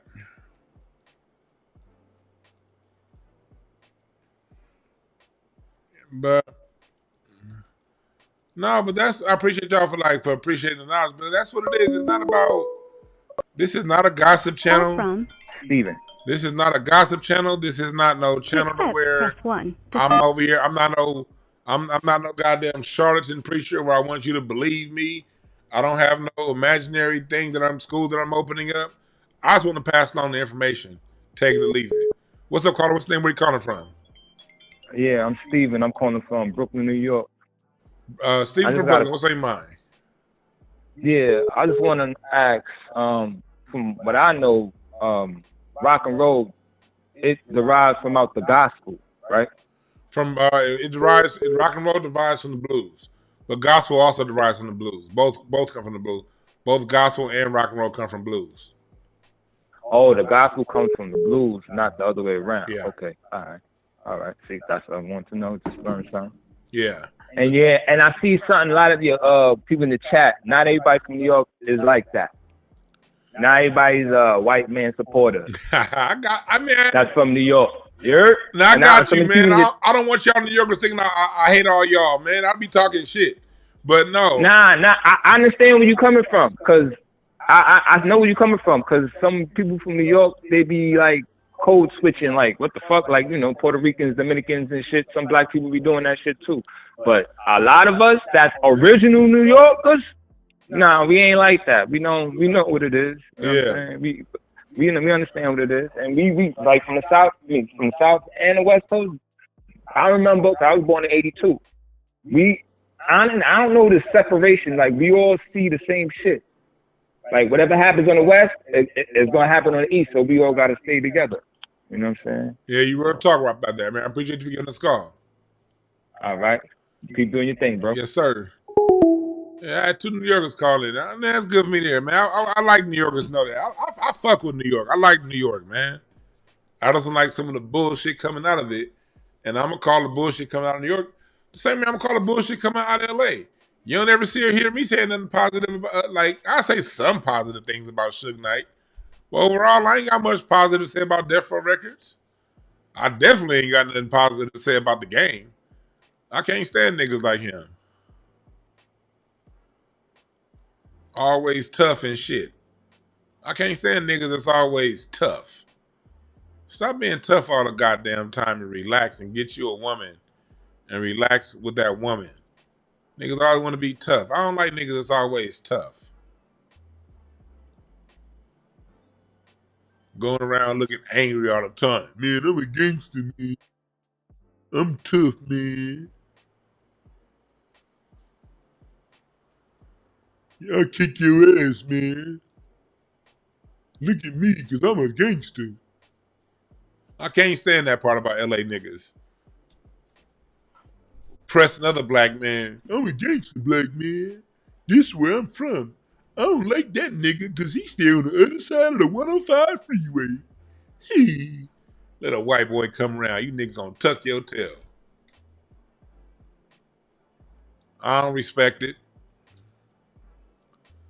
So salute to all the New Yorkers that get what I'm saying when I'm talking about New Yorkers trying to maintain and lie about and way overemphasize their contribution to music while shitting on other cultures that they borrow everything else from. That's what I talk about.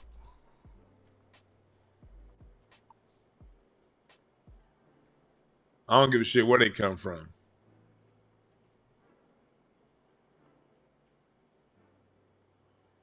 Was Motown born out of slavery? Chris Rock?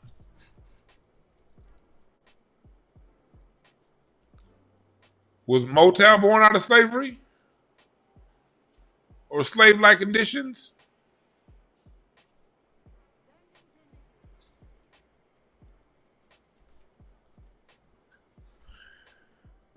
Miss Maxine Powell?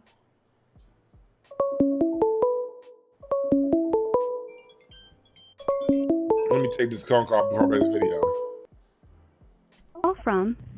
Khalil. To accept, press. What's up, Carl? What's the name? Where you calling from? Yes, sir. This is Khalil Roberts, bro. I'm calling from, I'm from Inglewood, California, but I'm out here on the East Coast now. Yes, sir. What's on your mind, brother? Yes, sir. Yeah, yes, sir, brother. I remember a while back I super chatted you a question, and at the time I understand you couldn't get to it at the time, but the question I had is you said you didn't like the term neo soul. That's one of the questions, man. I want to be kind of quick with this. And the other question, since we was talking about rock, is where did like death metal and that shit arrive from? Like excuse me for cursing, where did that type of music arrive from where we can see, like, we can trace hip hop back? And I appreciate you for doing that, man. So, which I got to join your Patreon, but that's a whole nother story. But that's pretty much my question. All right, for sure. For the neo soul question, neo soul, yes, and I explained it yesterday in my class I did yesterday with some music examples.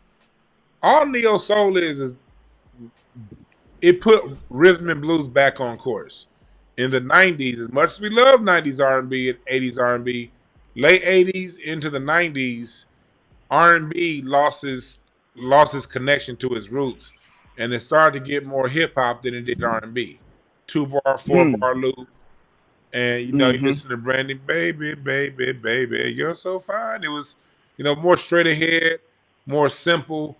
Rap was supposed to be simple because the message is the most important part of what you rapping.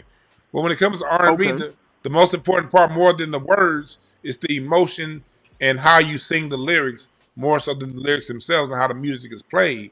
But R&B in the 90s, when you listen to Mary J. Blige, when you listen to Jodeci, SWV, and then as you go further into the 90s, you're getting into Ashanti, and you're getting into that era, the Usher era, is really going hip-hop. What Neo Soul did was say, no, we're going to go back to live instruments. We're not going to do a 2-bar loop. We're going to play live instruments. We're going to have background singers. We're going to sing harmonies, and we're going to sing rhythms. So Neo Soul, really what it did was it put R&B back on course. So really, Neo Soul is just what R&B would have sounded like had the music industry not interrupted it with this plastic sound. We really should be calling the mainstream R&B of the 90s, that should be the derivative, because that is a derivative. Then that's how we get to Chris Brown. That's all derivative of R&B. Quote unquote neo soul is just what was soul music. It's soul music. It's just soul music of the 90s and the 2000s. But what was your second question? The second question was, where did death metal and like, where did that crazy? And I'm not knocking. There was a lot of great musicianship.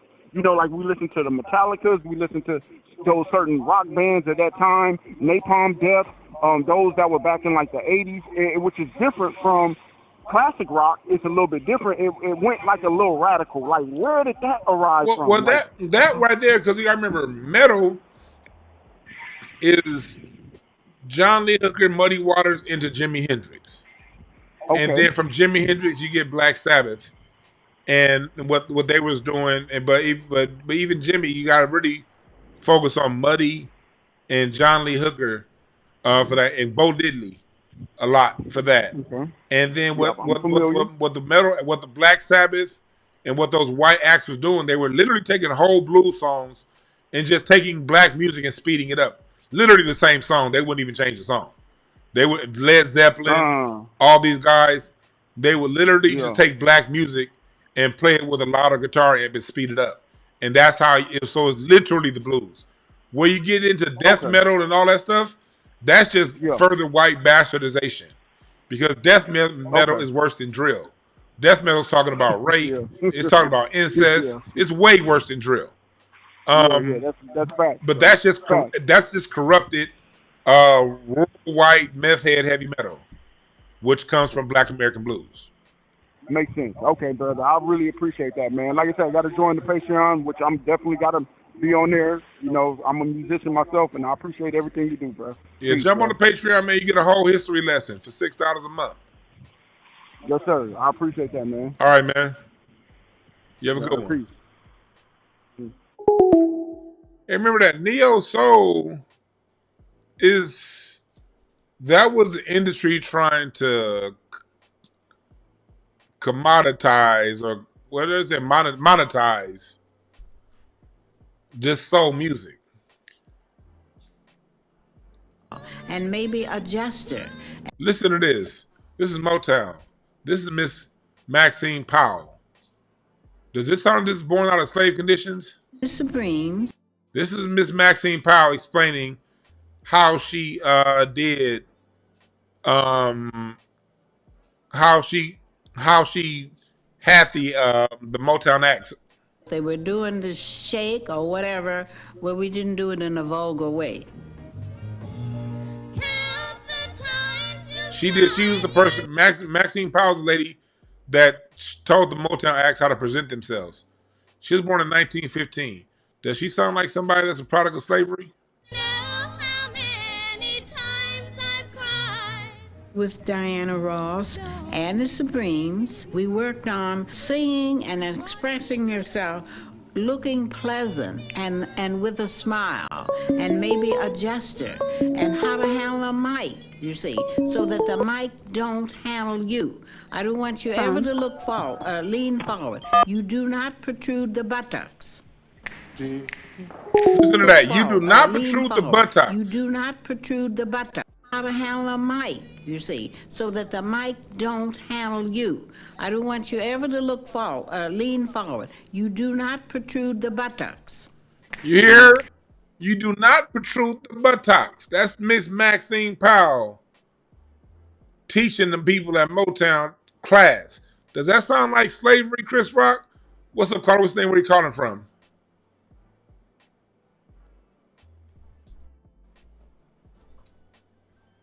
You there?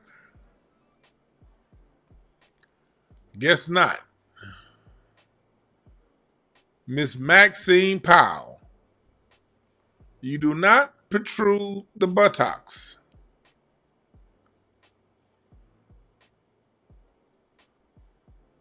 These are the people that Chris Rock is disrespecting.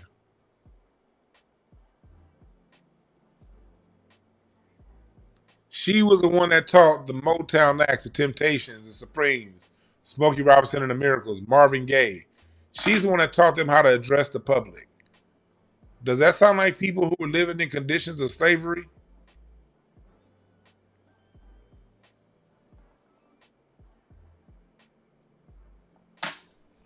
This nigga Black McBain said that's why R&B concerts smell so good. No twerk wind.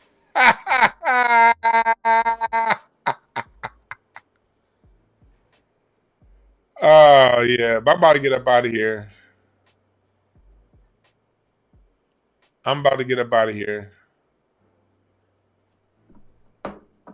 But that's what we talk about here today, man. We gotta be down for our culture. We gotta tell the truth about our culture. Cannot allow our own to disrespect our culture like that. No matter how much you love them or hate them. I don't hate either one. I got major love for Method Man. I think Method Man is one of the good ones in hip hop, in music, period, in entertainment, period. I think Method Man's one of the really good ones that we have out there. You know, Chris Rock used to be. Chris Rock ain't, I don't have any issues with Chris Rock. I'll take one more call.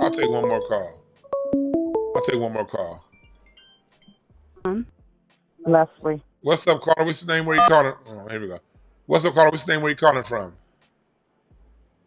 San Diego. San Diego. What's on your mind? Can you hear me? Yeah, I hear you. What's on your mind? I love your show. And let me tell you, I went to Maxine Powell's charm school in Detroit when I was a little girl. My aunt made me go to her charm school every Saturday.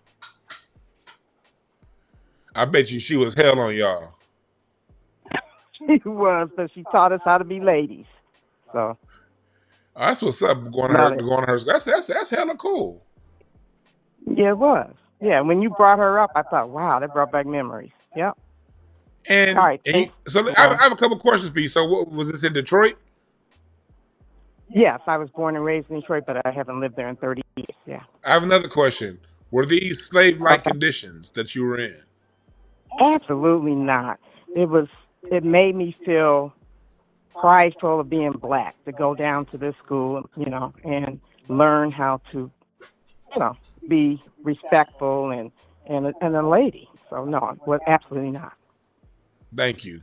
Man, that's dope as hell. Thank you. Thanks for giving us a call, letting us know that. Thank you. Okay, cool. Thanks, Juan. Bye-bye. She went to her school, Miss Maxine Powell school. Ella Fitzgerald used to have a school over here in Linwood, next to Compton, for years, like 30 years.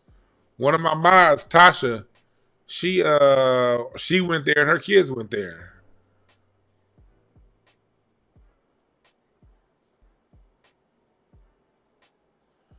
Hey, this how you know this dude don't want the smoke. He think I'm about to hang up, so he calling in. No, the phones do not go to Cardology clinic. I don't know what cardiology that deals with the heart. I'm not a doctor, homeboy. The number works for everybody except for you. Stop being a bitch and call in. From. Is this you? What's up, caller? What's the name? Where you calling from? Hello? Oh, yeah. That dude Zacharias is being a bitch.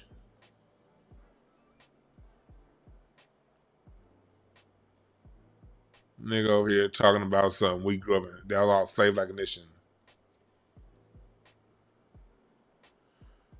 That's right, Sherelle Bryant. Any foundation of Black American, no matter who they are, if they're all code, they need to be checked like anyone else outside of our ethnic group. Right. I don't give a fuck who you are. If you foundational Black American, you get the same heat. I'm going to give a Jamaican that disrespects our culture.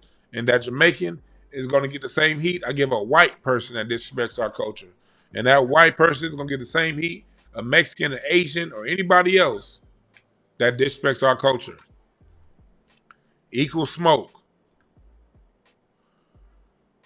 Just leave us the fuck alone.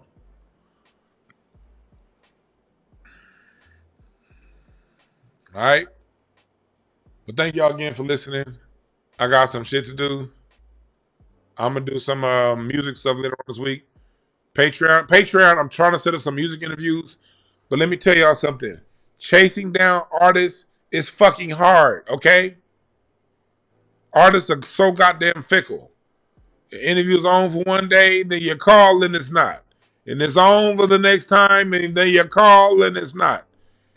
I love artists. For y'all artists out there, I'm only doing these interviews because my heart, my spirit, my soul told me I gotta document our music. But I don't like dealing with you niggas. I don't give a fuck how many Grammys you got. My ego is just as big as yours, okay? You're not doing me a favor. I'm just following my goddamn spirit when I call you niggas to set up interviews. That's something my spirit told me to do. To document this history. Mike, it's in my chart. It's in my cardology chart. It's part of my job. But I get tired of you motherfuckers. I swear. Bruh. Let's see if it's that person calling in. From. Zach. What's up, caller? What's his name? Where you calling? Press 1 to send a voicemail. What's up, caller? What's his name? Where you calling from? It's Zachariah. Zachariah, what's on your mind? What's up with you, brother? You was talking some bullshit. I had to call you out. Okay, call me out now. Where was I wrong? Glad I waited. You said all black people. Hold on, brother. You said all black people hate each other. Go ahead. What you said again? You said the white folks taught us to hate each other or something. You talking about black people don't know how to get along because we hate each other. Man, I didn't say that. Bullshit. I didn't say that. Did you listen? You got a dick in your ear? Come on, bro. You said stop being disrespectful. You talk all that gangster shit, and you say, I'm not talking gangster shit. No, I said, do you have a dick in your ear? Hold on, bro. You got me wrong. I didn't say that. Hold on, bro. If you're going to come to me correct with what I said, not with what you made up. Now, what did I say, young man? What did I say? Let's talk about what I said. What did I say? One thing, you being disrespectful, talking about you hate niggas doing that gangster shit, but you called me a bitch about 4 or 5 times. That's not gangster. That's not gangster. Nigga, you won't say that in my face, and I'll slap That's your not fat gangster. ass. Calling you a bitch isn't gangster. Calling you a bitch is calling you a bitch. That's not gangster. No, nigga. Grown men don't call each other bitches, homie. I don't know where you grew up. I know you one of them good fat kids who ate. Hey, dude, what did I say? Don't have all this emotion. Calm down and speak to me like you was raised by a grown man, not on welfare by a single woman. And if you were raised on welfare by a single woman, talk to me the way you talk to your football coach, your basketball coach, and whatever man you respected. Now go ahead. Hello? What was that? Now let's talk with respect. Now, bro, you called me a bitch 4 or 5 times, and I call you out. I need to talk with respect. No, let's get to the real issue. Are you calling me to complain, or do you have an issue with what I said? Get to the real issue. Let's go. Let's. No, look. Okay, you don't like me. I don't like you. We don't have to like each other. Fine, I'm cool with that. We'll never hang out. That's fine. What is your issue with what I said? I'll give you a chance to speak. What is your issue with what I said? And I won't interrupt. Black people just don't go around hate each other. Black people just don't go around hating each other. I didn't say hate when niggas say that. I said, what is your issue with what I said? I didn't say that. Bro, you said white people teach us to hate each other. You didn't say that? Yeah, I said they teach us to hate each other. They do. What? They do. But I didn't say all black people hate each other, did I? Bro, I said this is a condition that we're under. They taught us to hate each other.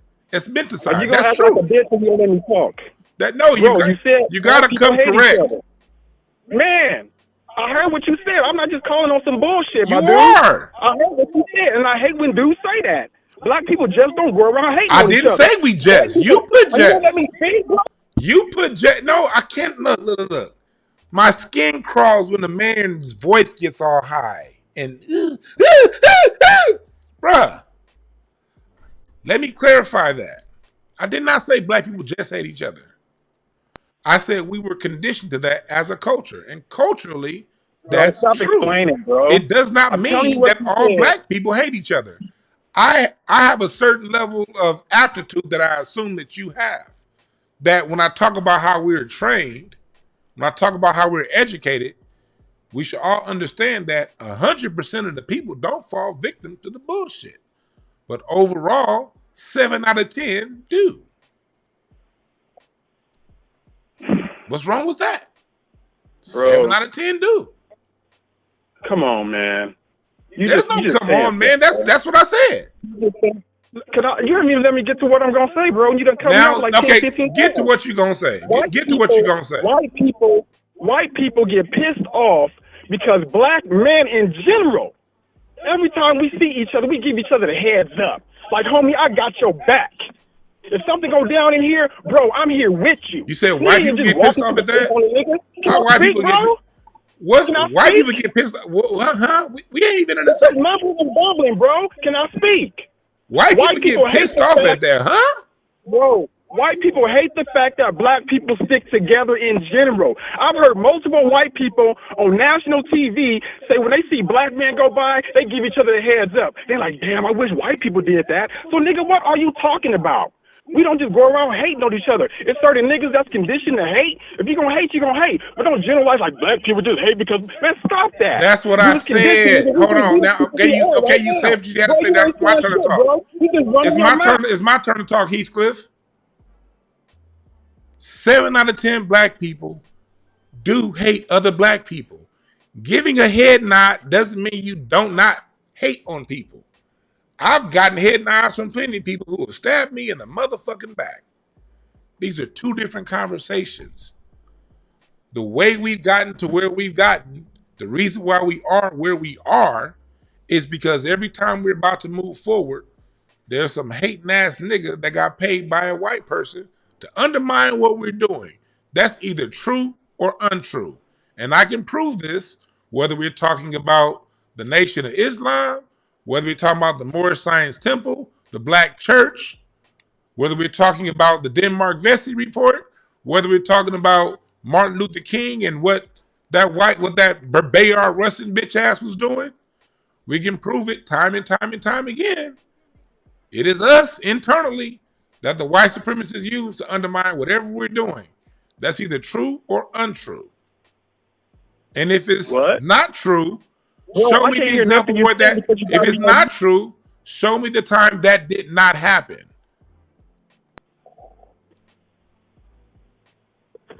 Kyrie Irving stands against and puts out a video about a Dewan, damn Dewan, for a minute. Holocaust. Dewan, LeBron for a James minute, hates on him. Tell Dewan, me when you it put didn't your happen. mute, I can't hear what you're saying. I mean, you got me on mute for 2 minutes. I can't hear what you're saying, bro. I mean, I don't know if you're talking to your Patreon. I can't hear a word you're saying until you get off the mute and stop saying with the buttons, bro. We're not. You're not. The whole world hears you talking. I don't know what you talking about. What? Everyone, chat room. What did he just say? Y'all heard him, right? Bro, I can't hear you when you hit the mute. I don't know if you're talking to me. I can't hear. It's just playing music, bro. So whatever you're trying to do, I mean, you ain't gotta do all that. Let me tell you. Okay, then if you shut your mouth and let me talk, then I'll have to hit mute. Come on, bro. All I've been doing is listening. And you've been making up stuff. So, chat room. Man, even the chat room is saying you keep quiet. Brother, calm down. What I said, let me repeat it to you. Every time black people have had progress in this country, the white supremacists has used another black person to undermine us. They aren't that powerful. From Denmark Vesey Revolt to Puff Daddy to Jay-Z, we're done kneeling, to LeBron James calling out Kyrie Irving, what's wrong with you nigga for posting that video, to Bayard Rustin undermining Dr. King, to how the Black Panthers are undermined, to how the Nation of Islam, the Moorish Science Temple, and so on and so forth. It's a fact that we are used against one another, and we have to address that fact. Does that mean when we go down the street, we don't still acknowledge each other? If you listen to this show regularly, I always talk about how black men have the black man greeting and acknowledgement. Both things are true. You can't go, I'm not going to sit around and live some fantasy like we got everything in check.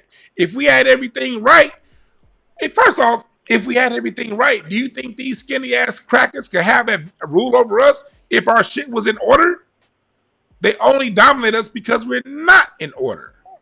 So we speak on things to get ourselves in order. Because if we're in order, this white supremacist that gave us the flu, COVID, and everything else would not be running things if our shit was in order. If our shit was in order and they're still running things, that means we some weak motherfuckers. Now go ahead and say what you have to say. I agree with what you just said, but those are all individual cases. All of those people can be counted. Come on, bro. Name one that is. Okay, name a time that black people did some great shit that we were undermined by one of us. That's damn. Give me an example. You doing all the talking. You said, bro, each individual case. Give me the example. We know who they are. We know who they are, but those are individual Give me cases. an example. Okay, then. Okay, they're individuals. Okay, let's go with that. Give me an example to where we've done some great shit and we weren't undermined by our own people from within. Give me one. But those are individual cases. Yeah, okay, give me one where it's not. Just give me one where it's not then. You don't understand that's a non sequitur, bro. What are you doing? Are you that's not a non sequitur. That's a straight ahead question. Answer my question.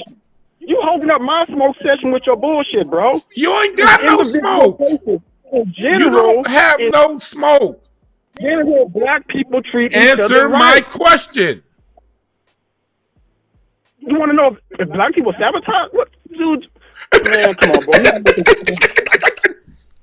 What is wrong with you, man? Answer my question. This is some weird nigga shit right here, bro. I'm gonna tell you the truth. This is some weird nigga shit. You a good kid. Do that good kid shit, bro. Stop trying to get into semantics and other bullshit. That's not a semantic. No. Hold on.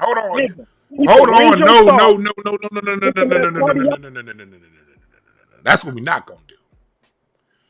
You're not going to say that. I'm not going to give you 12 examples, and you can't give me one and say, bro. Those are individual examples. Give me one. Okay, well, give me one individual example where it didn't happen. Name the organization. It doesn't. Do you understand? It doesn't matter because as a whole, we move in the right direction. We got the lineage moving going. We got reparations out there, and we still got democratic bootlicks, bootlicks, tethering. All that shit is gonna always go on, bro. But you can't say, "Oh, nigga, they treat us to hate each other." Stop that dumb shit, bro. Okay, let me prove. Hold on. I'm gonna put you on hold. Either hold on or I'll put you on hold. Okay, I'll put him on hold. Okay, he says I'm wrong. Well, was Dr. Francis Cress Welsing wrong? when she I wrote the love my ISIS new black papers and she media. talked I about the love. education system? When we talk, look, let me show you how right I am. Black Americans, when it comes to the special education system and the IEP system, if we're not trained, if we're not under Menticide and trained, why are we the first in special education? Why are we the first with IEPs for other health impairments? Why is it that when looked at around the world, our media talks about us in a negative light? Why is it if you study propaganda, they're going to put black people out there first? They're going to put us out there for all the negative stereotypes.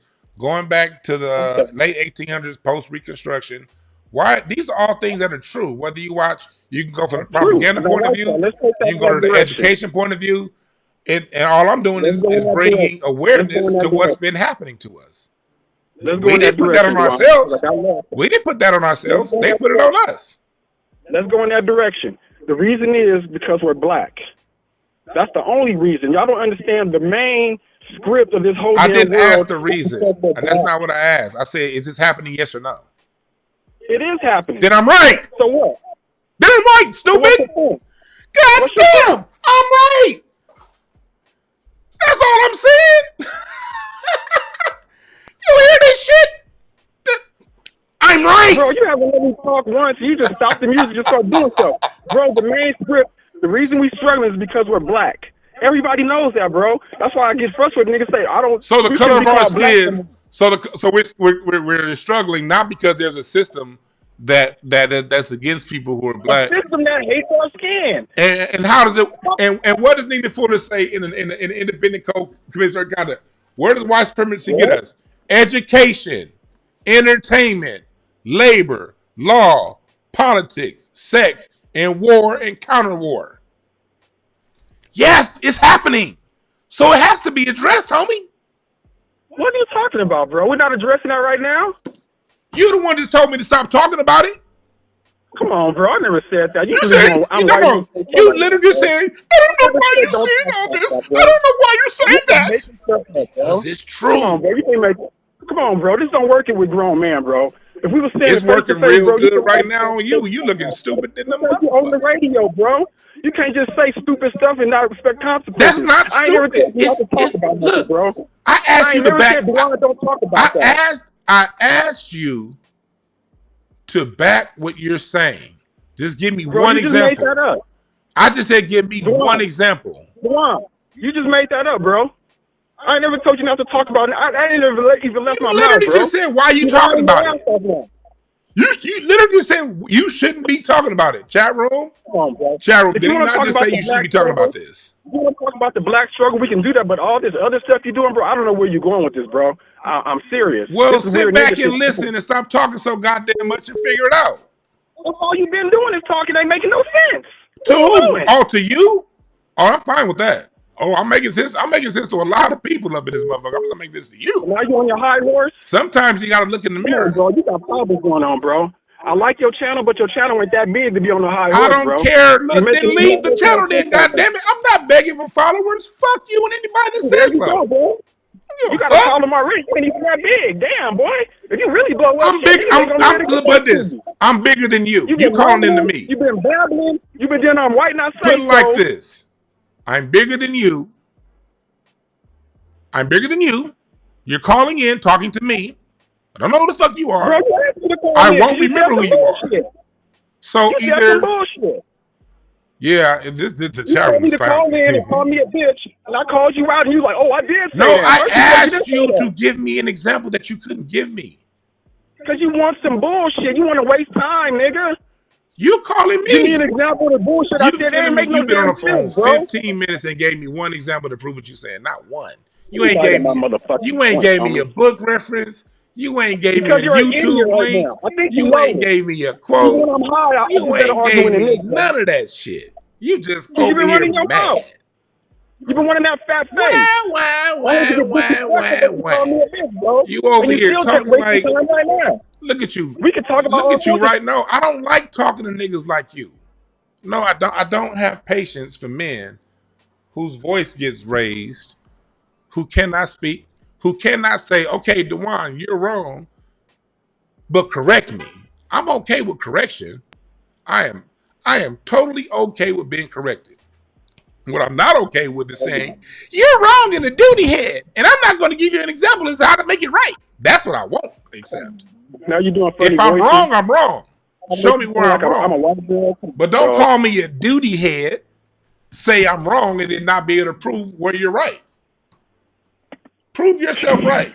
Bro, this is all semantics we're doing here. These aren't semantics. These aren't semantics. One legitimate topic that we can home in on. These are keep not going all over the semantics. place, bro, Dewan, you all over the place. No, I'm not. I'm right down the middle with it. I'm right down the middle. Obviously, you've been smoking, and I know you start smoking, you start getting that motherfucking mumble mouth. You start rambling and chattering. Oh, now here we come on. with the cliches. Oh, smoking, you get the mumble mouth. What's the next cliche? That's how the cookie crumbles. What's the next cliche? Oh, the waters. When you loaded, you talk too much, bro. I'm not loaded. You got. I'm not loaded. Do you see some weed around me? Hey, chat room. Was I smoking this show? Hey, chat room. Dewan, you ain't smoked today. Chat room. Was I smoking? Am I smoking this? Dewan, you ain't smoked today. That's not my question, bro. Dewan, have you smoked today? Fuck you and your question. Am I smoking? Exactly, nigga. You high? No, I'm not. Do you know how quick a high is gone? A high is gone in 20 minutes. You answer the question. Are you gonna play? You didn't answer my question. You didn't answer my question. Prove yourself right. Where? Okay, this is how we gonna do this. I'm gonna give you 30 seconds to say, okay, name the black organization that was big, that was undermined by black people. Name the black organization that was not undermined from within. Name it. Nation of Islam. Yes, they are undermined. Who killed Malcolm X if they weren't undermined from within? So you saying the Nation of Islam killed him? Yep. They didn't want to pull the trigger. They're the ones who allowed. They're the ones who. They're the ones who. They're the ones who. Oh, listen. He gave a perfect example. The Nation of Islam got undermined because a white supremacist came in, because we feel the way we do, and they listened to the white supremacists. A white supremacist was able to come in and infiltrate the Nation of Islam with its own Negroes, and it was Negroes from within that undermined the Nation of Islam. Right now, you saying Farrakhan killed Malcolm X? I didn't say that. You said that. I didn't say that. You said the Nation of Islam. I didn't say Farrakhan killed Malcolm X. No, that is called a post hoc ergo prop fallacy. If not, then this, that. No, I didn't say Farrakhan killed X. He didn't. Farrakhan is the Nation of Islam. No, he's a representative of face. He didn't kill X. And that's very negligent of you, sir. You call yourself a black man. That's very negligent to pin charges on. That's very negligent to pin charges on the great Minister Louis Farrakhan. He didn't do nothing. He didn't kill him. The Nation of Islam killed Malcolm X. Yes. So that would mean Farrakhan was he even the Farrakhan wasn't the leader of them. Farrakhan wasn't the leader of them. We know who pulled the trigger. We know who pulled the trigger. One of the brothers just got out of jail a couple years ago. So, that's very disingenuous. I didn't say anything about Farrakhan. No, Farrakhan didn't do it. I'm just playing your game. You playing a silly game. I'm not playing the game. With you, bro. I'm not playing the game. You are. You like to speak it on your chat. You never really want to talk. Well, I can tell you, I know some things. That's right. Agents of the NOI unlike Malcolm. Right. Agents of the NOI unlike Malcolm. Right. Yeah, this nigga just being stupid, Lady Hotep. You just mumbling and babbling right now, Dewan. I love you, bro, but you can't be smoking all damn day. Look. I don't. And you still ain't answer my question. You still ain't answer my question. You didn't answer mine. Look, homie, you got to answer my question first. You got to answer my question. Name one time. You like 5, 10 questions, bro. You said Nation Islam. I just proved that was wrong. Now name the black organization that was not undermined from within. Dewan, can you answer one of my questions? This is not even pertinent to really anything. I done answered 5, 6, 10 questions. You didn't answer my question, bro. You didn't give me an answer that was correct. You answer one question. What's your question? You've been leading the conversation with some bullshit all day. What's your question? Nigga, what's your question? What's your question? Can you answer one question? What is it? Have you smoked today? Yes, of course. You high then, nigga. That don't mean I'm high. It's 5 o'clock. You in California. Nigga, I smoke California weed all day, nigga. I'm high all motherfucking day. That's not my fault you got a whole ass tolerance. That's your fault. You smoke. You could have said you smoked Yeah. 15 minutes ago. And you know what else I did high? I write books high. That bullshit. I write books high. I do smoked 10 documentaries minutes high, ago. but I'm not high now. You could have said I smoked. Look, yes, I smoked weed. Who the fuck are you to hide from? Yes, I smoked today. Yes, I did. Am I high now? No. And just because you say I'm high don't mean I'm high. You a dumb motherfucker if you think a nigga's high 4 or 5 hours after he smoked. You's a stupid mother. And if you still high 4 or 5 hours, look, if you still high 4 or 5 hours after you smoke, you probably shouldn't be smoking weed. It's probably not for you. If your high lasts all day to where you smoke, if you smoke and you high and you still high 6 hours later, you need to not smoke. You need to sit the weed down.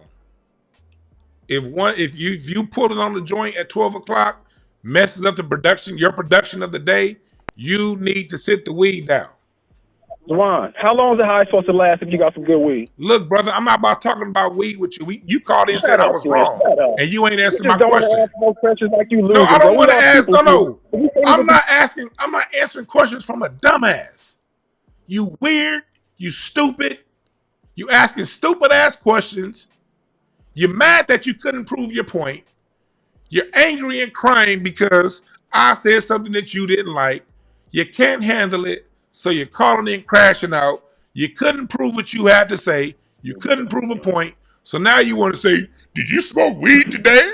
Like you a goddamn dare officer. Man, sit your ass down. You're weird, though, Dewan. I still love you, though, but you one of them good weird niggas. Well, I'm one of them good real niggas, weird niggas, fine. Great. I didn't say real, nigga. I didn't say real. Okay, I'm one of the good weird niggas, and you're still listening. So what? Okay, this guy that I don't know called me a good weird nigga. What's next? You a good weird nigga. We need good weird niggas out here to do the right thing. So what's your point? I'm good and weird. So do the right thing, nigga. Stop calling niggas bitches. I'm good and weird. I'm good and weird. So what's next? Stop all that dumb shit, what comes out of good and weird? Let me tell you what you are. You're somebody who's very insecure. You don't know what you're talking about. You wish you had a platform. You wish people listen to you the way they listen to me. You're mad you can't develop that kind of a following, so you attack mine. I don't care. I was talking this same shit with 2,000 followers. And I'm going to talk the same shit at 100,000 followers. You can't get nobody to convince you to follow them. So you call in to where there's a platform to get attention. You want attention. You can't develop it on your own. So you call in where there is attention. You put out an argument that you can't support. I turn around and prove what I said. All I did was back up what I said. This is how we're trained as a people. We are trained that way. That's what the great Neely Fuller taught us through entertainment, education, labor, law, politics, war, sex, and counter-war. You said that's not true? I asked you to say, okay, if I'm wrong, show me where you're right. I was here today. You couldn't do it. I was here today. So now you're mad, you're frustrated, my callers are pissed. Now my people in my chat room are like, Dewan, hang up. My chat room is mad at me. They frustrated with me because I spent the last 25 minutes with you and you cannot prove what you said. So since you got to tell me who I am, let me tell you who you are. I'm not going to call you a bitch. I'm not going to call you that. That was mean and that was rude. And I apologize for calling you a bitch. I really do apologize for calling you a bitch. You're not a bitch. You're just somebody that's very insecure who needs your opinion validated by others. And you're unwilling to stand on your own two square. And you wish that you had a platform for people to listen to you. So what's happening right now is you're frustrated. How is this fat nigga getting all this attention? And I can't get no attention. You're frustrated. How can this brother articulate, as weird as he is, how can this weird fat ass nigga articulate a point of view, back it up with information? When I call in, he backs up what he says, and all I had to do was answer one question. All I had to do was give an example, one example to prove that I'm right, beautiful. I say the Nation of Islam, and then you try to connect the great Honorable Louis Farrakhan to the death of Malcolm X. We prove you're lying and you're bullshitting. Then you want to bring up Dewan. Did you smoke weed? And that, my friend, is how Call from you lost. And now you're about to be frustrated, at home, mad. That's fine. Just make sure you don't take it out on those around you. Take it out on a punching bag, but don't take it out on your wife or kids or any beautiful people around you. Hit the punching bag, go take a jog, and get it out of you. What's up, caller? What's your name? Where you calling from? This is Zoe. What's up, Zoe? What's on your mind? Can you hear me? Sorry, yeah, my first time calling wasn't used to the program. Actually, it's Lorenzo. And I was really calling in because I love your show. And I was just going to ask. I couldn't catch everything you were saying. I was driving. I was like, did you, I don't know if Chris Rock is Caribbean descent, because this guy right here that was just going crazy, that dude said brother, or whatever with the accent quite a few times. And I was like wondering if he was upset about that, because I lost track of what the heck he was even talking about. Yeah, I lost track too. It was like, okay, you called in and you said that he was mad at me because I said black people are educated, are trained to not, we're conditioned to not trust and love each other. And I'm like, well, I could pull up any book on social engineering or propaganda on TV or talk about the school system and prove that's a lie. That yeah, we are. Now, I'm not saying we all hate it. Like, I don't understand how hard it was for him to understand. Just because we're trained this way, just because we're educated this way, it doesn't necessarily mean that all of us fall victim to the programming. And just because we say hi to one another, it doesn't mean the programming still doesn't exist. Like, I don't understand what the argument was.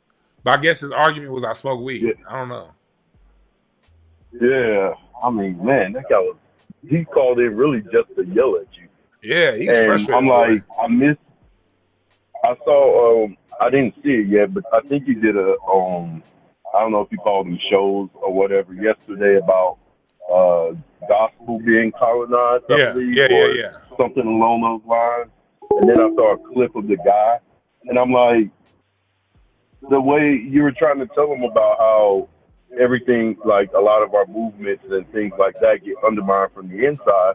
I'm like, just look at what's going on lately. It's like rap music. You find out, well, I mean, like, I knew people like Biggie Smalls was from, his mom was Jamaican. I don't know what his father was. A lot of people didn't seem to know that Busta Rhymes was, but I think in an interview years back when I was still in school, I believe, I heard him say something about, his father in Jamaica. But I'm just like, look how people are coming out in the open and they take part in our culture, and then they turn around and disrespect us, And I'm just like, that dude was pro, man. That guy was on one, but mainly. And the crazy part about it is, I call in and tell you I love the show. And I appreciate that, man. Thanks for getting on this call. Yeah. And the crazy part about it is, America does the same to its white citizens. They undermine everything. That's how this country operates. It undermines from within. That's no news flash. That's how this country keeps places like Mexico and the Caribbean and Africa under its thumb, by making sure its internal politics is disrupted. That's just a military strategy that we're up against. Why the fuck would I not acknowledge the military strategy that we're up against? Same shit happened to white music. White music was also undermined from within. Their culture, the hippie culture, the white anti-war culture was undermined from within by government hippies. This book right here proves it. Weird Scenes Inside the Canyon. It's just how this country operates. I don't understand why that tickles some niggas the wrong way.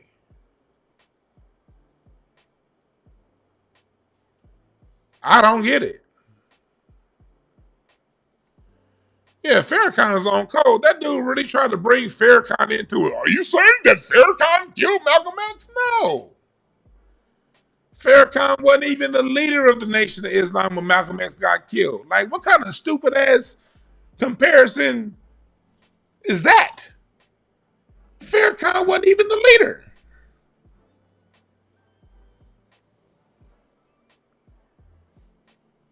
And this brother went to go putting it on Farrakhan? Y'all see how quick people can put words in your mouth and send something this the way and send stuff that way, and next thing you know, oh shit, the one said Farrakhan killed Malcolm X. No. I said the Nation of Islam was compromised from within. And through the Nation of Islam's internal being compromised from within, through the government sending agents to infiltrate the Nation of Islam, the Black Panther, the NAACP, you can go on down the list, the Rainbow Coalition, Black Lives Matter, we can keep going. The shit got destroyed from within.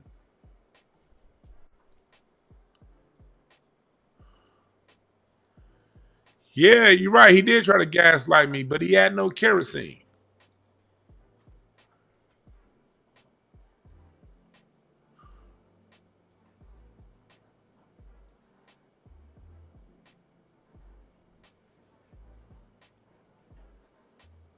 He tried to gaslight with no kerosene.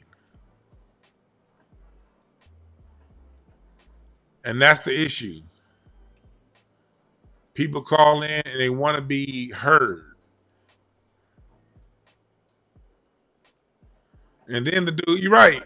Dude was an example of what I was saying. I'm trying to educate. Here comes somebody to disrupt. Like, and he said, you don't even have a following like that. I don't give a fuck. Look, let me tell y'all something right now. I'm not perfect. There are some things that could be said that's going to make me be like, damn, is that person right? But I tell you one thing that's not going to get me to think that is you questioning my follower count. I don't give a fuck about none of that shit. Okay? I love YouTube, and YouTube has most definitely gotten me through some tough months over the few years. But YouTube ain't where I make my money. As a matter of fact, YouTube gets in the way. I be for where my real money is. I be having to hope them motherfuckers don't find my YouTube channel for what I really do. I do my best to hide my YouTube channel when it comes to what I really do in business.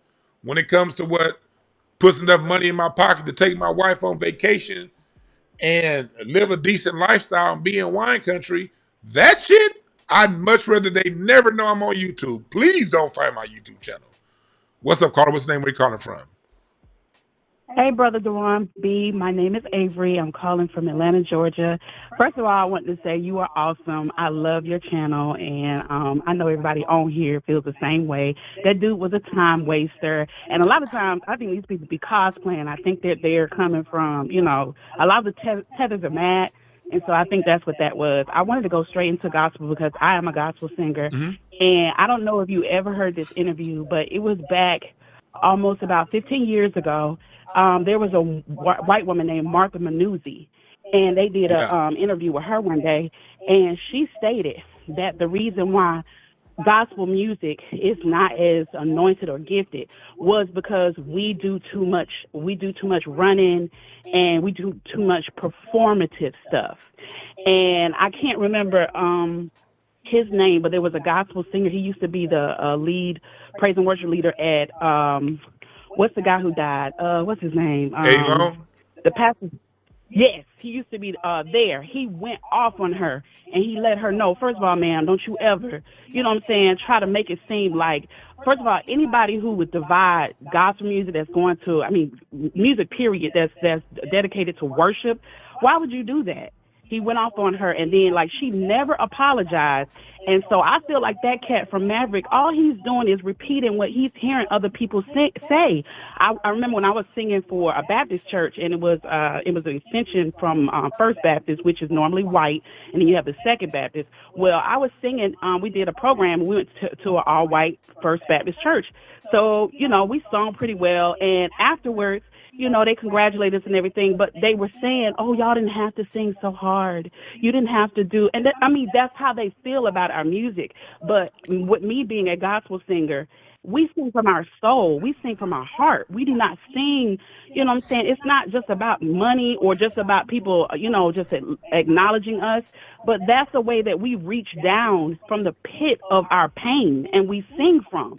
And I've had pastors say that to me, and I'm looking at them like, what is wrong? But a lot of them, they want to be Christian, which is considered a white version of music because they're trying to pull in the money.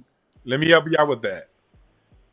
Because I'm so glad you cooking. You cooking. I appreciate you for calling in with this. Most pastors, they can be the most bliggity black pastors. Most of them are Republican conservatives. Straight up. They voted for Bush. They voted for Reagan. They voted for Trump. Most of them. So there's already a certain level of loyalty to whiteness that a lot of the black clergy has. No matter how black they may express themselves to us, there's a certain loyalty to whiteness that they have. And then was Rocky by had to let walk. And then on top of that loyalty to whiteness, what they have, they also have this. We got to understand that the gospel hymn book, like I said earlier, was written in the North. At the first AME church started in the North. And so the North always had this kind of look down on the South. Oh, we're better than that. Howard University choir, like Dr. Short was in it. He talks about how all the time their music department, they didn't want to have a gospel choir for a long time, and when they did have one, they had to sing the northern hymns. So there's been this fight that goes back to the time of slavery from free blacks in the North feeling that they better than them slave blacks in the South. Agreed. So those lines still exist. So you get the Martha Manuzzis that are out there that say some of those things, and you get that with them trying to do that. Okay. You get them trying to do that. So that push pull is going to be there because in the North, Cincinnati, Detroit, St. Louis, Milwaukee, they all had gospel too back in the 80s. They had gospel before. They actually had gospel and were going to church before the South. That's one thing people don't understand. The South didn't really start getting to church until the Great Awakening of the 1830s. That's when the South started getting more church. But the thing is, what is it born out of? That whole tightness up. That's born out of white acceptance. Black people, we get deliverance from when you put them runs, them riffs, that power. That's deliverance. And it's these internal disruptors within our society, going back to what I was saying earlier, these internal disruptors who always want to get away of that. And that truly is our connection to spirit. But go ahead. Yes, sir. Yes, sir. And another thing I noticed, this whole thing with Africans taking over gospel, or not necessarily taking over gospel, but I saw the introduction of it. It was about 4 or 5 years ago, and I will never forget. I used to say all the time, like, something's different about our music. I mean, I'm talking about, come on, we have people like Commission. You got Fred Hammond. Everybody loves Kurt Franklin, but I'm talking about the real ones. You got come on. We got real writers and singers and things like that. We got people that really touched us. And at the end of the day, for you to completely disrespect all that they have done, pushed through. And I mean, in fact, the choir music that was really dedicated to like create, who is the Clark sisters, their mom. She established that whole sound that we had back in the 80s and the early 80s and everything. She established that. And you're going to go ahead and call that just erasing it. for you to sound like something that we don't even comprehend and know. And we always know the reason why people don't like it is because we can do it and they can't. And I'm Right. done. Thank you, Dewan. Thank you. Love your channel, brother. That's it. Thank you. She ended it just right, and I'm about to end the show. She said it just right. They do that stuff to hold us back because we can do it and they can't. That's what it comes down to. But Chris Rock, that was very disrespectful of our culture. Not cool. Don't do that, Chris Rock. Don't do that. Don't do that. Don't do that, Chris Rock. Because if you do, we're going to be here to correct the misinformation. That's all. But I got to get up out of here, y'all. This went way longer than I wanted to. Thank y'all for listening. We'll be back tomorrow. Y'all have a good one.